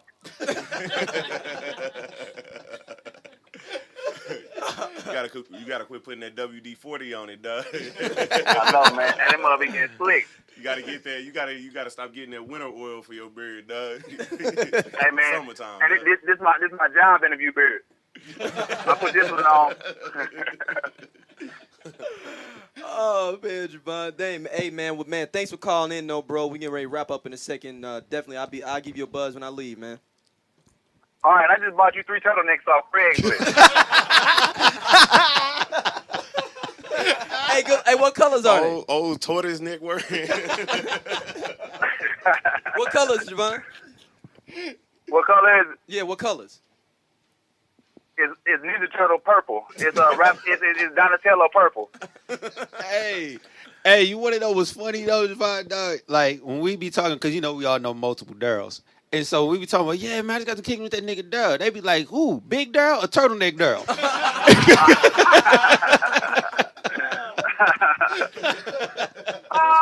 That's messed up. This nigga is known for the turtleneck king. Hey man, that shit come out. It actually comes out of laziness, actually, because I don't like ironing. So Bruh, turtlenecks don't ever wrinkle. Name the last time you seen a wrinkled turtleneck. Never. Dog, I'm saying, would you wear them turtlenecks? Your neck ever feel like you finna have a stroke? That nigga, you know he light skinned already, dog. That turtleneck be keeping all sun off his shit. His neck see through. That's right. His neck be Sinbad brown. His face be like more of a gingerbread brown. Your neck always be light. Oh man, yeah, it's man. all good. I got you some. Y'all go ahead. I got you some leather jackets though, Javon. For the You summer. said what? I got you some leather jackets though. Hey man, I appreciate that. That's love. Yeah, I got them for you and everything with the turtleneck sewed in on your side. Oh, that's swag. So in. Yeah. Now me and Javon trying to come on the whole line. Ain't that right, Javon? Yeah, we gonna come out. We gonna hit the hands with it, man. Don't tell no shit about our line, cause the nigga Van be stealing. Nigga mad because I had that raw nah shirt, nigga. You should have thought of it first. Oh, you know what? I wasn't even talking about that. Oh, what was you talking about there, fool? In general. Oh, just in general, I be stealing? Yeah, I do. Nah. I was just bullshit, but we appreciate that. Yeah, no, we appreciate it a lot, though. Yeah, no, nigga, I ain't talking about no raw no shirt. I don't give a shit about that. Hey, Javon, thank you, though, bro. We getting ready to wrap it on up, man. And definitely, I'll give you a buzz, though, and I'll definitely tell your cousin, man, we give her, that we Godspeed to her, man. Oh, always, man. Well, I'll let her know. All right, bro. All right, peace. All right. So last segment I want to talk about is solutions, though. Before we get out of here, everybody, what solutions? With Chris, especially, I mean, you're talking about like what can a regular person like? I mean, we out there, we doing things, we trying to get people understanding what's going on. But what can we really do to really make an effective change, like on a certain level? Well, with one person, nothing.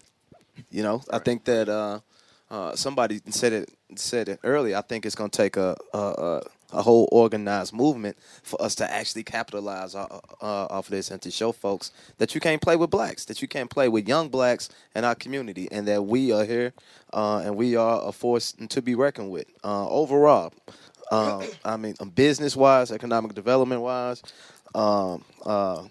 politically. And, you know, I think that in the end, it'll be better for us because we'll do a few things. One, bring more resources that are needed back into our community, you know, and that's what it's about. I mean, if we go and do things in the masses like what we are doing now, man, we'll get everything that we want. We never do that. That's why our neighborhood, well, some of them look the way that they look. Because they think that people just don't give a shit, that black folks just don't give a shit, and that we like living the way that we live, or that we like being hassled by the police. We don't like that shit. Yeah. You know what I'm saying? Yeah. And so I think that it's time for us to finally like come together as one. And you know, I think somebody else said this too. Everybody should have a role. Everybody should play a role in this movement. We can't leave anybody out. I think Clem said that. And, you know, we need to roll forward on every single level. And we need to take what's ours. And at the same time, take care of our people and our community. Because that's something that we haven't done. So, you know, so that's it for me. All right. What you got on the route? I know in Rialto, California, they enforce or require video cams on the police persons. Yeah, like on their chest area or something, right? Yeah, and in 1 year, the use of, I guess, excessive force dropped 60% and complaints dropped 88%. Damn. So that was the reason why I was saying it. I think I said that when we were offline, but we need to do that. And then is that law there? Or is it just I don't know if it's something they do or just I don't know. Shit, I'll file that legislation in the city. That's what I've been asking people. That's the move. The reason you can do that, you could do it off of the fact that they already got something passed somewhere else. Well, no, I mean we could just do it like well, it's a long story of the stuff, but that I'm doing. But we could legislate anything, you know. I mean, and now with St. Louis City Police Department being locally controlled, we are mandated to basically enforce new protocols and different processes for them. So if that's something like what you just said, hey, we could get that done. Right. That ain't shit. Right. Yeah. Another thing is like during the nights they've been shooting people with rubber bullets and wooden pellets. Why don't they carry that now? I mean, they could definitely use that now. I mean, you could definitely stop somebody with that instead of taking somebody's life. I didn't even think about that. That's a good point. All right, Van. Like I guess everybody's kind of spoken already. We definitely need better leadership, and we definitely need to all stand in a united front with whatever decision it is that we do make. We've already stated that these police are absolutely terrified of us. You know, we can't keep continuing to allow them to know where it is that we're having meetings, because the meeting we had yesterday morning, randomly for no reason, Cops pull up. Cops are in there. You know what I'm saying? We're in a church. We're in Wayman. Like, there's no reason for you all to be here. There wasn't a call. There wasn't a disturbance. There wasn't anything. They just came in there and sat in on the meeting to hear exactly what it is that we had to say. And that in itself is like, if you think about it right now at this moment, and I hate to use this term, but we're at war. We're at war. We have been at war, but you cannot continue to You cannot continue to allow the enemy to know what it is that you're going to do and when it is that you're going to do it, and we need to carry ourselves as such. This does not mean become violent, because as I'm speaking right now, I'm seeing on Fox 2 that they're getting a bit crazy out there in Ferguson.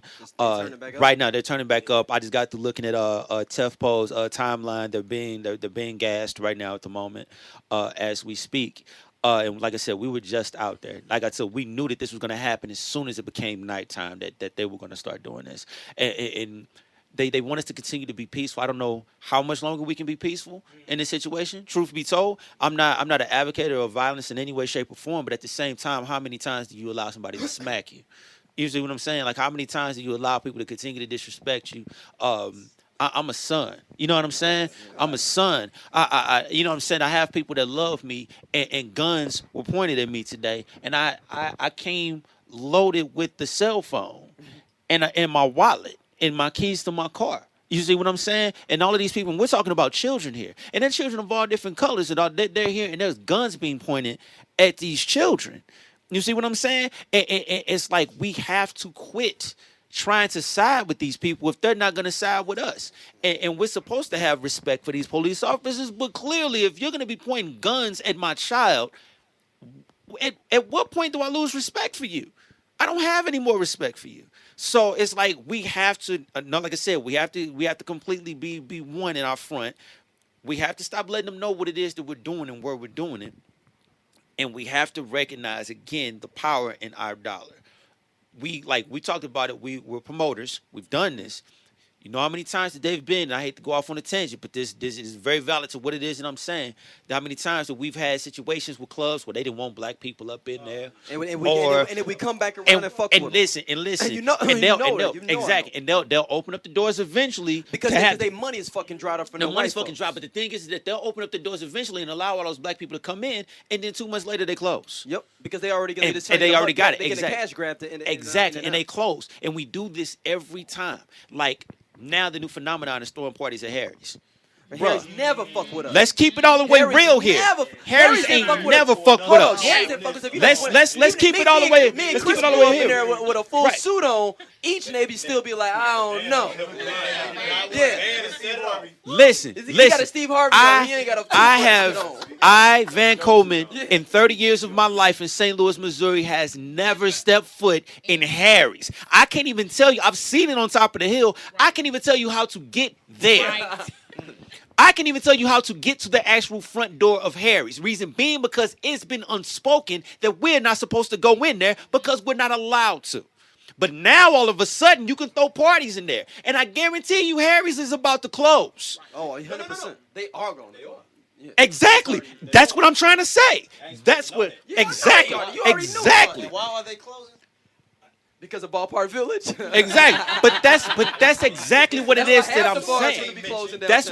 That's exactly what I'm trying to say. My thing is when you sit there and you look at like they had that with home, and y'all remember when I called for that protest when all of that home shit went down, and everybody's like, we gonna do it, and I gave everybody jobs and nobody did anything. But then the minute they start opening up the doors and have fucking OJ the Juice Man and all of the nigga shit up in their damn thing, and then they closed 3 weeks later. Yep.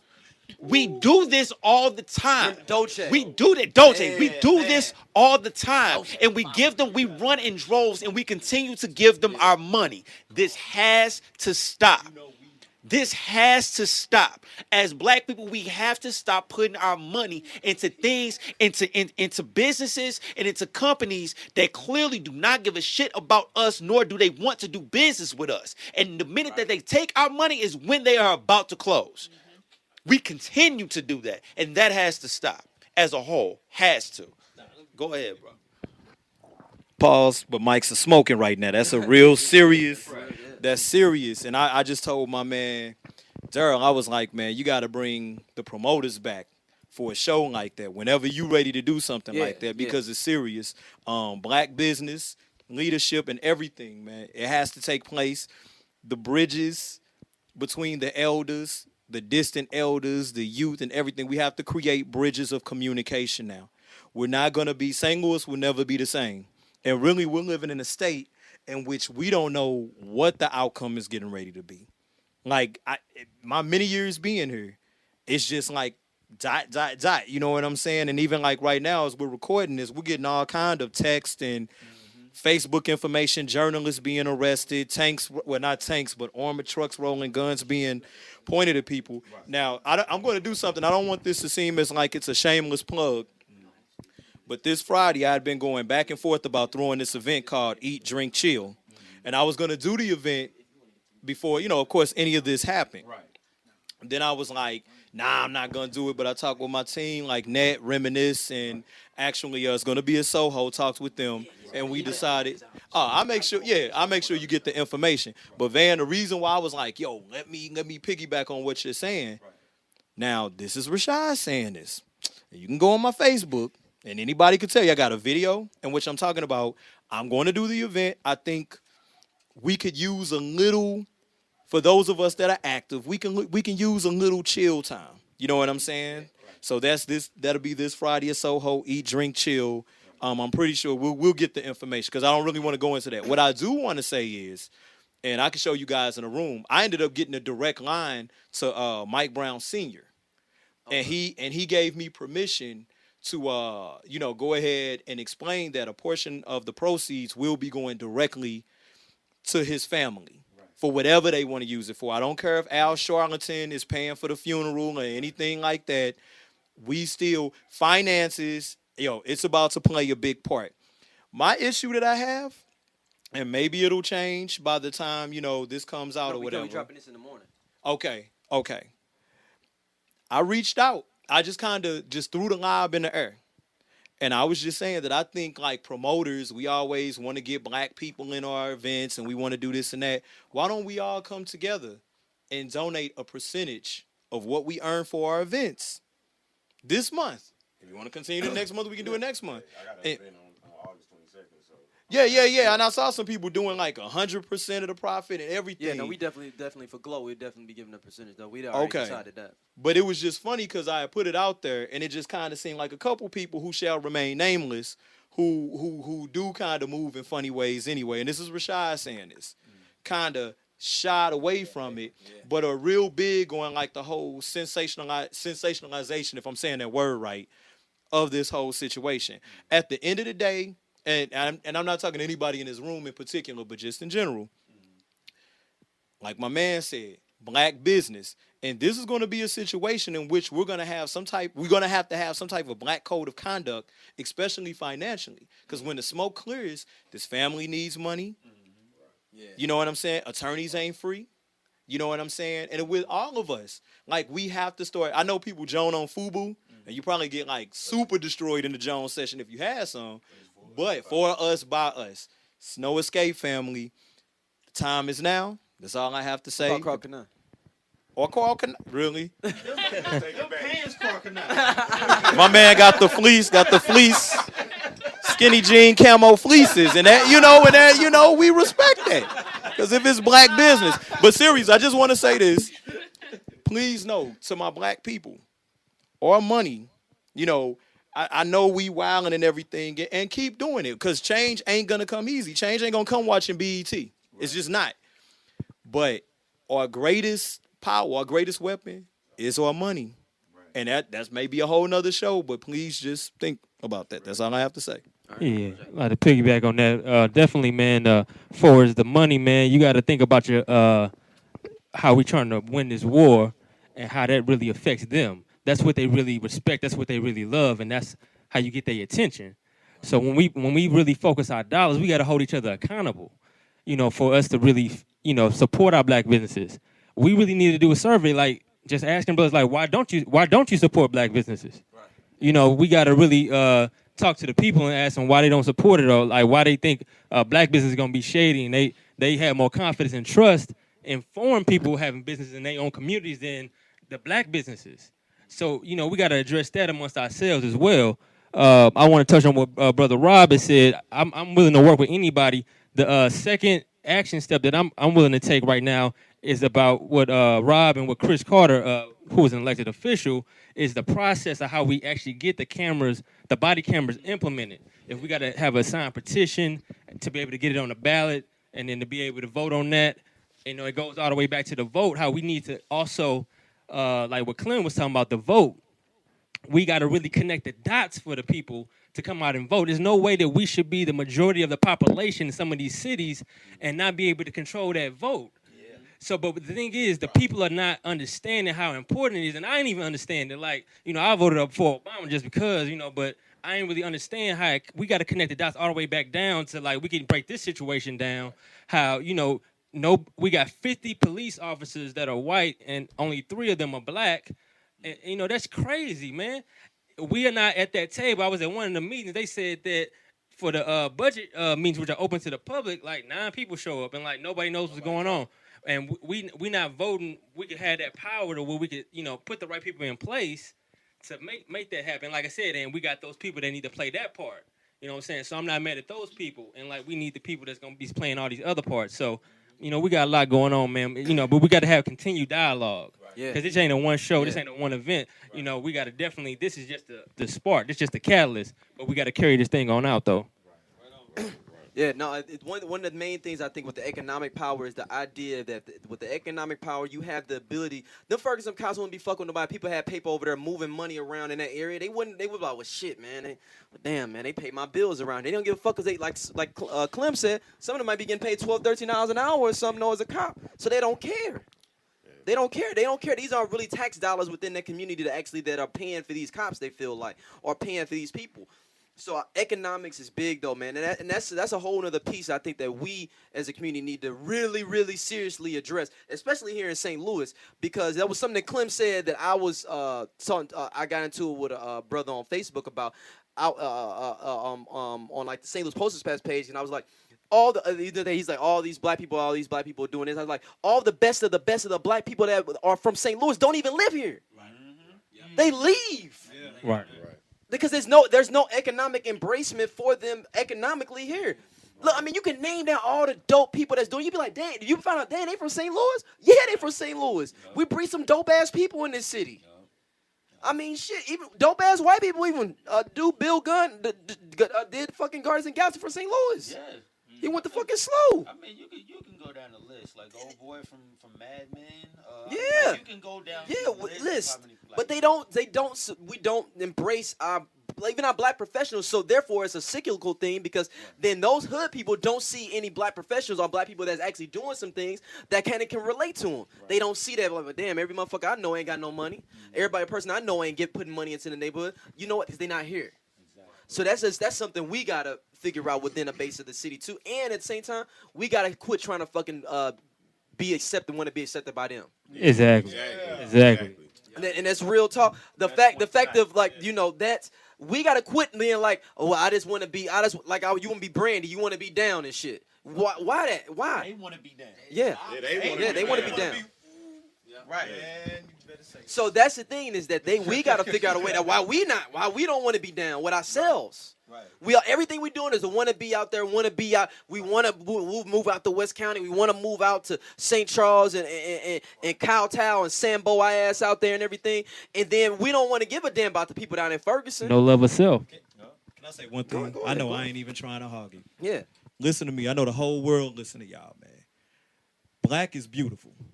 Black is beautiful. We are indigenous to this planet beyond Africa.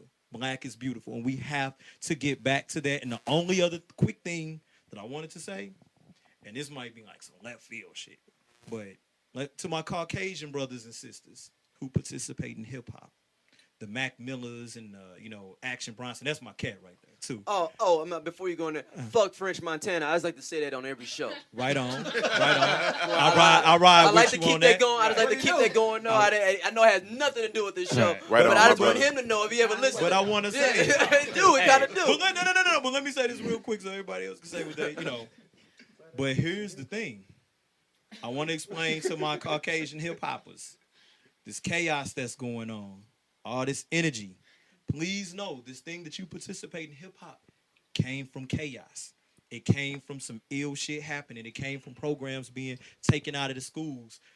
Something to think about. Came from young brothers and sisters not having anything to do. So they were alchemists. They took what little they had and made something. And I don't know about y'all, but I really do feel we back at that point. So I'm really excited to see what comes from this. So that's all I have to say. Man, to comment on that real quick though, man. Shout out to all the real rappers that don't claim to be gangsters, but they out there in the streets.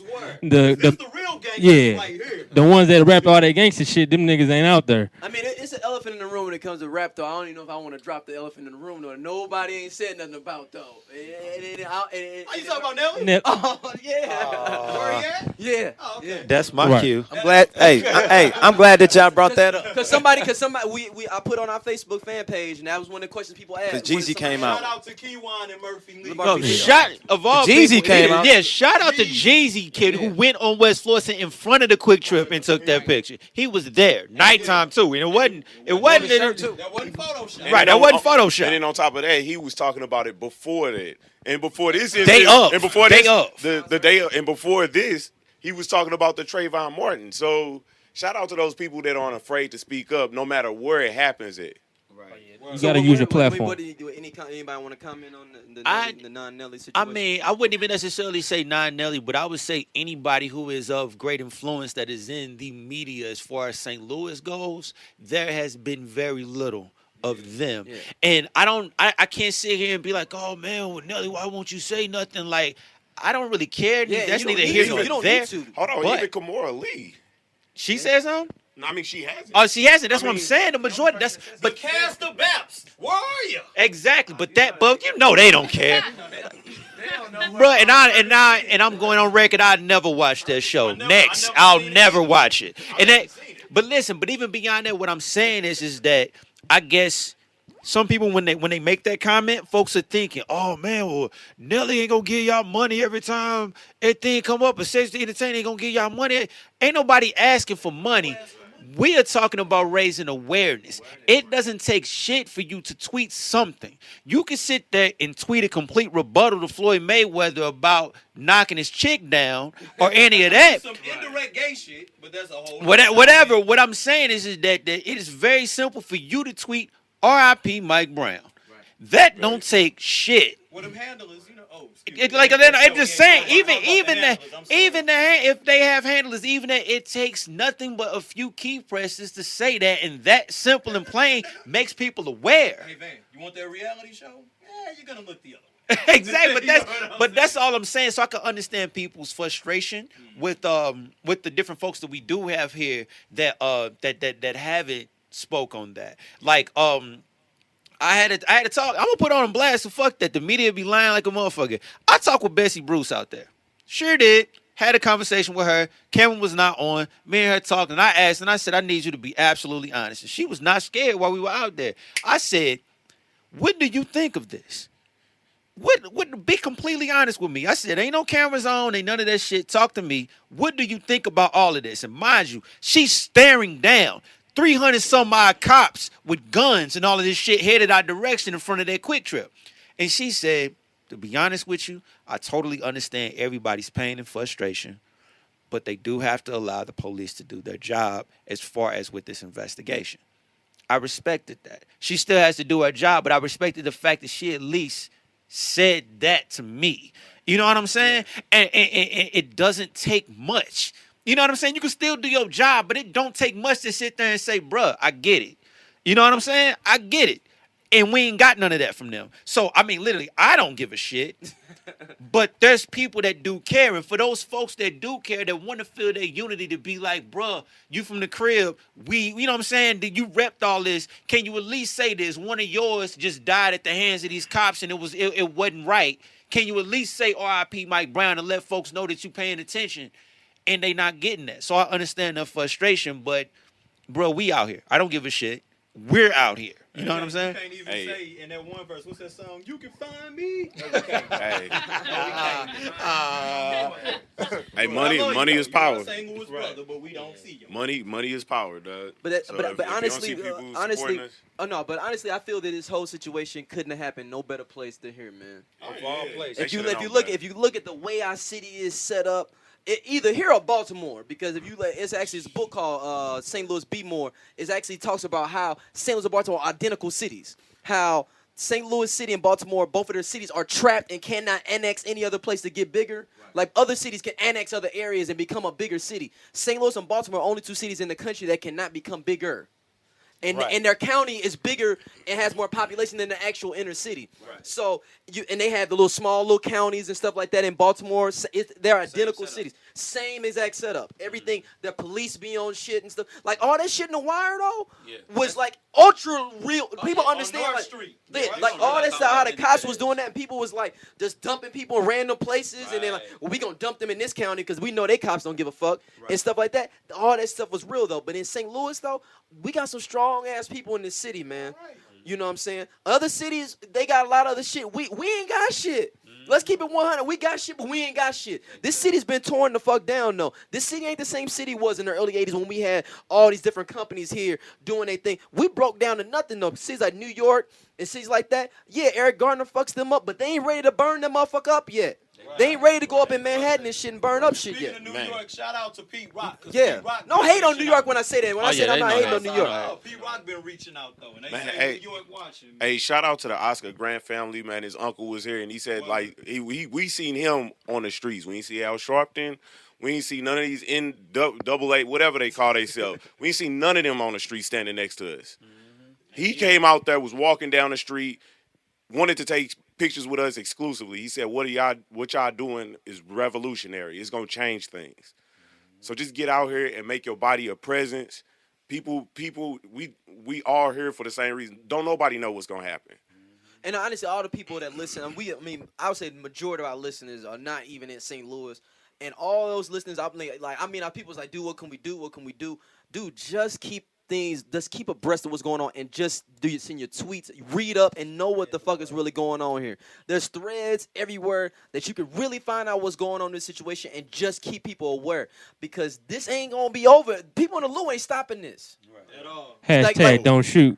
We ain't stopping. But this is the thing though, like, and in no disrespect, I'm saying this stuff. I'm not trying to hate on these different areas when I say this, but I thought Florida was gonna turn the fuck up after Trayvon Martin. We ain't even let the shit get to the case. We ain't even let nobody get arrested in this city because people we a little bit more crazy. Let's keep it 100. If you want to look at historically, we're the last state to abolish slavery. We also were the only state that was a state where you could actually have your next door neighbor be a Confederate soldier and you a Union soldier next door, and y'all could be banging over the gate. But on some like hood shit for real.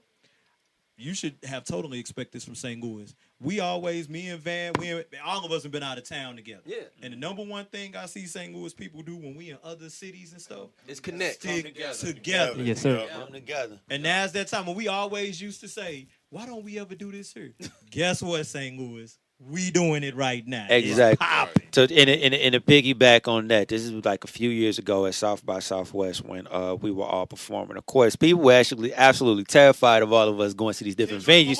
But not even that. But they were terrified of us because we were all coming in. We 20, 30 deep, all with red St. Louis fitteds on at these events, and people think we a gang. But it's like, no, man, this is the scene here in St. Louis, and this ain't even all of us. But my boy Von P from Tanya Morgan, man, what's up, homie? He basically came to me after one of my shows where it was me, Rocky, and Black Spade, and we all rocked on one showcase. And he was like, bruh, I'm not gonna lie to you, I actually envy this because our city could never come together like this for a showcase in a town like this for a festival of this magnitude. And that's what we do. Like I said, I just came from Mexico. I ended up running into 10 people from St. Louis, like randomly, and I actually left from another city, so it was real random how this happened. But as soon as it happened, we all clicked together, and we kicked it the whole time we were there. But that's what we do. Can you tell the story about how, like, at South by Southwest, you rocked before Kendrick Lamar, And everybody was showing love, and it was so many St. Louis cats in there that Kendrick Lamar had to give it up. This was right before he blew up. Yeah, and that's it. That happened all the time. And the thing is that like we move it as a unit. And if you don't fuck with us with them shows, we will leave and leave your show butt ass naked. And we did it a few times at the showcases. Like, dude, we gonna rock and we'll break out. Like, cut my mic off if you want to. We gonna leave. But one thing I can say, like, we definitely have that unity. And like I said earlier, I've never felt closer to any of my black people here than right at this moment. And we can't let this die. We cannot in any way, shape, or form allow this to end. This needs to be what our children experience, is the utopia that is created from all of this madness that we have right at this moment. And so this can't end. So that's really all I have to end on that. Realm, you want to get your final words? Yeah, I think. I mean, I just think people just gotta. God bless. Good night. I thought. Right. Nah, I'm the best DJ ever in history of DJing. No, I think people just gotta understand that.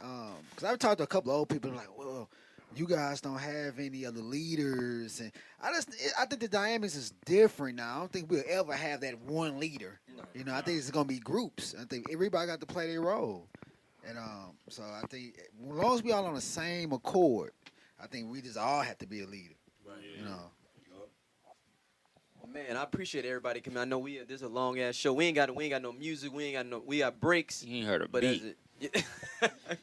But I appreciate all y'all coming on. I'm gonna invite y'all all back on. That we gotta have you on this in general talk, this regular talk. It needs to be you, Antonio French, Clem. It needs to be you, Antonio French, Clem.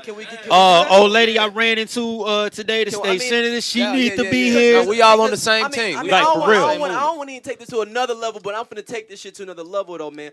Honestly, I feel I'm one of the only motherfucking Teddy, Javon, one of the only independent fucking medias in this fucking city. That's real. That's real. Been able. We was the first ones talking about Trayvon. We was the first ones out there doing shit. We were only ones that don't give a fuck. We crazy as hell. I know we do dumb shit and people get mad at us, for different stuff we say.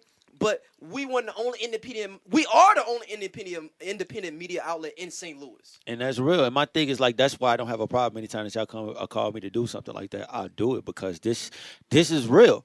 Like I said, like I feel like I could be myself and I could feel like the world can hear what it is that we experience on here, unfiltered, and it be unjudged, man. Because I mean, it's just basically real nigga talk. Yeah, we just got microphones now, right? Because I honestly feel some type of way about how the black radio is handling this shit too, though. Man, you know what I'm saying? And that's why I was talking about me being. Bro, we gotta end this, dog. We gotta end this, dog. You know what I'm saying? And I have a bit.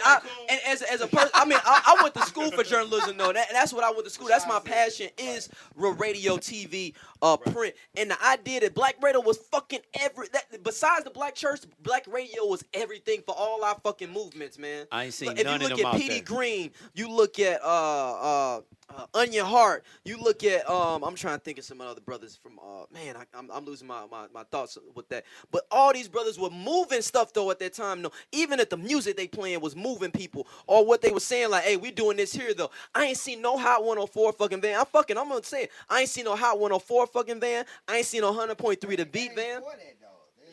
But that's when I've gotten to arguments with them and even had them on the show. And I'll tell you that your fucking media is dead every day. Straight out Locast fucking grows every fucking day. Rim fucking gonna be the super DJ of the world before any of your fucking DJs. And I actually had a conversation. I told Boogie D that shit straight to his face. Hey, that's real. I was like, my DJ is better than all your DJ. I know that sounds like a regular hip hop line, but my DJ is, and he's growing. Fucking people all over the world know about him. They don't give a fuck about the DJs you got on there. They are gonna see straight out of Locast. They finna see everybody. It's a new order. That's what these cats. If you can hear me over this mic, that's what y'all better start. I talk loud though. I have a big ass mic. That's what y'all pause. That's what y'all beat you to it. But that's what y'all gotta start singing. It's a new day. When the smoke clears, if your ass wasn't on the front line participating, riding, or at least backing something or somebody, and if you was on that coon shit, you might as well ride that train the fuck out of town. Straight out of Locast, DJ Reminisce, Vandalyzm, this guy who called himself Handsome Rob, Chris Carter, brother Jay, Nat, the future. I know how we can solve all this shit. Why don't we just have Rod write a check? At the end of the day, when it's done, Rob, write a check. Rob, Write a check. Solve all this, bro. Write a check, bro. Get the economy out of debt, Rob. As an Rob. artist, we gotta Right. bring him back on as an artist. Though we can write us a check. Right. We get new equipment and shit. You know what I'm saying? You saying solving everything? No, he can get the economy out of debt. He can put it. He can do that too. But I was gonna be selfish though. We gonna get a straight low-cast van and just pull up where Hot 104 van supposed to be at and shit, and put where your van's supposed to be at. We ran it when we went to North Carolina. Yeah. Balling, wasn't he? Had a chick carry him on the back. Exactly. I told you, he was balling, wasn't he? Wherever you see him, his actual activity is balling. What you doing? Balling.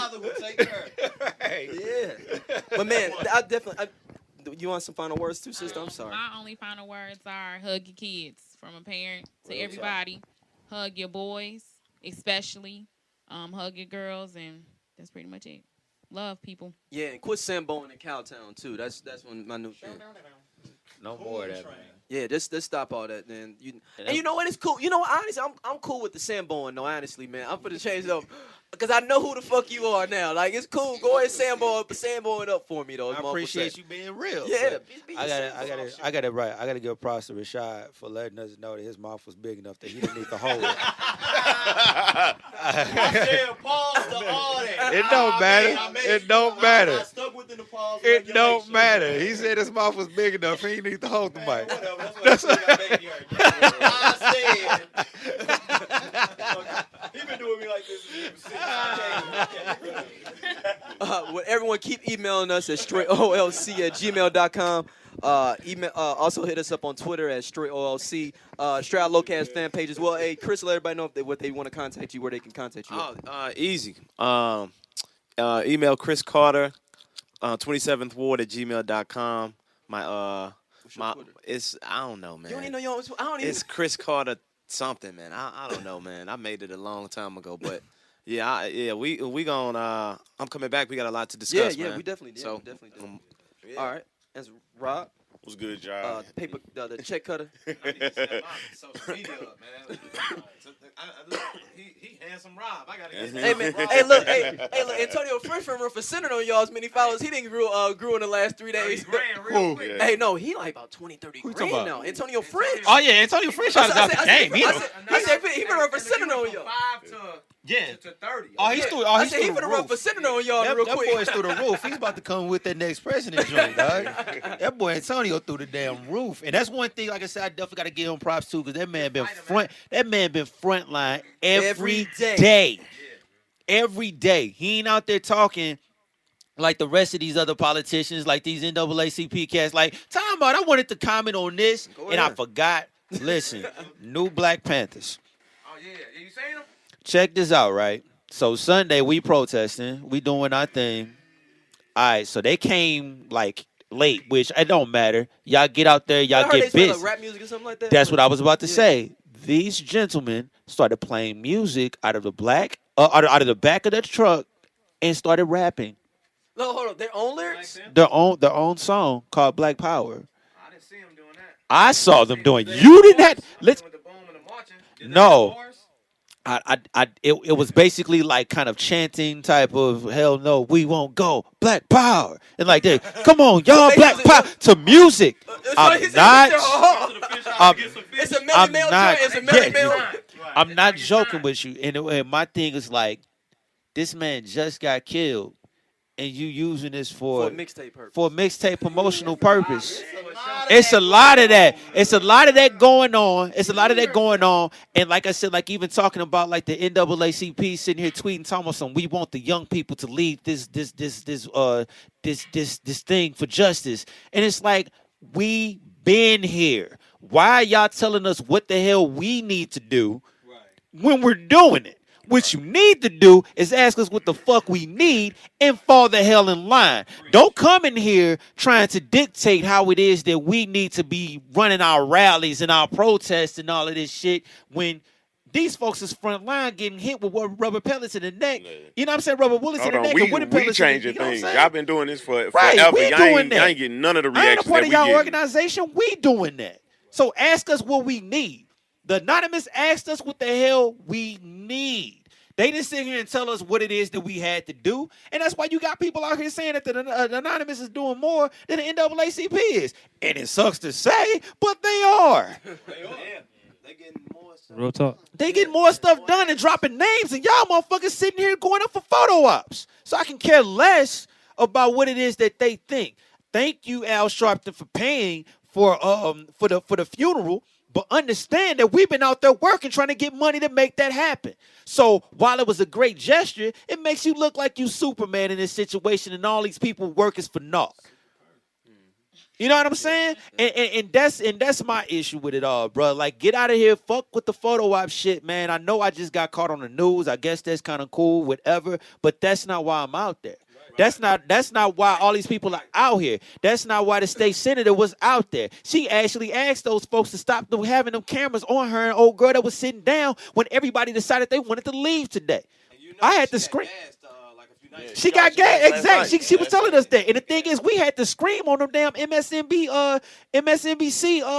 folks with the cameras and shit. I had to yell at a few of them to get the hell out of their face. They didn't want that. That ain't what they was there for. This shit don't. They're like, oh, they're doing it for the media attention. No, the fuck we not. Why do you think we out here? You think we out here so we can be seen? Right. That's what you think. So why the fuck are you here? You think they hammering it up for the cameras? Is that what you seriously think we want this so we can be on television? You think we that dense? Are you serious?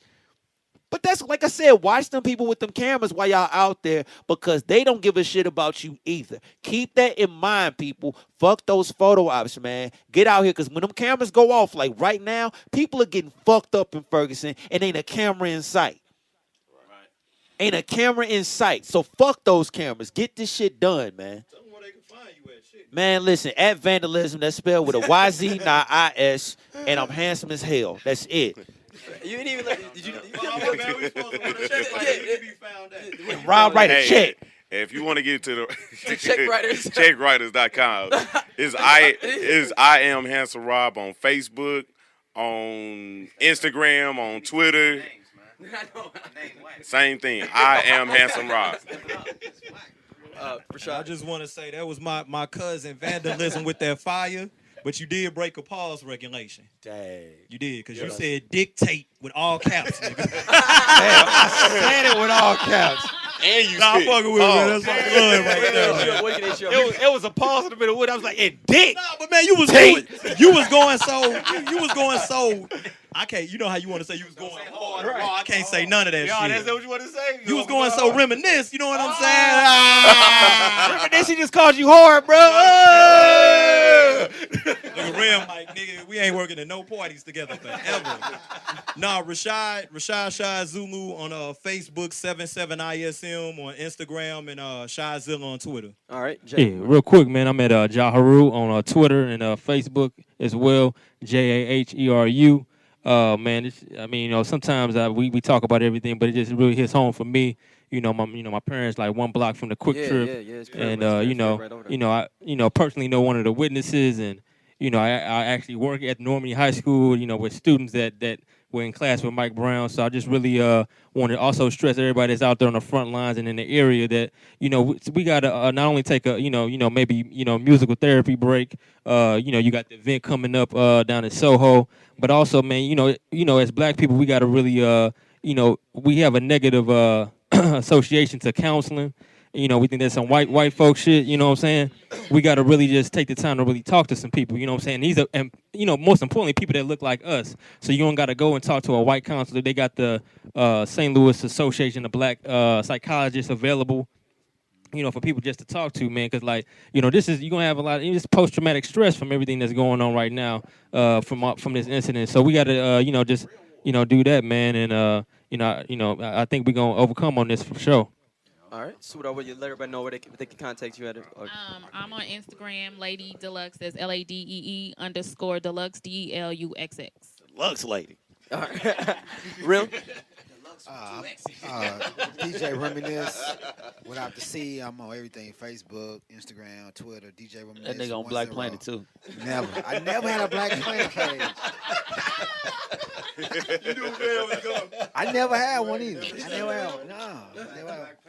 Hey, you gonna look at the real page. He got the little like he leaning down on the record though. You know, and look at the picture and shit. The little gift, yeah. Yeah. And you know he got a serious face though too. This probably was for 2000, so he probably look extra young. Oh yeah, they got the soft camera on it, the little Photoshop, the skin smooth as hell. What was Skin smooth. Actually, hold on.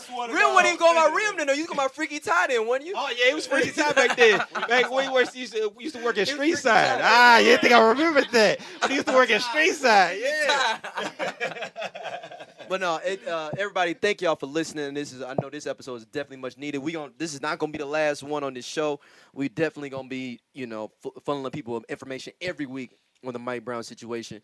And I definitely want to get Vandalyzm versus Javon full show, just joning. Actually, you know what? Like a straight up clash of the Titans. Hey, check it out. Tell Rob to cut that check and we can do it.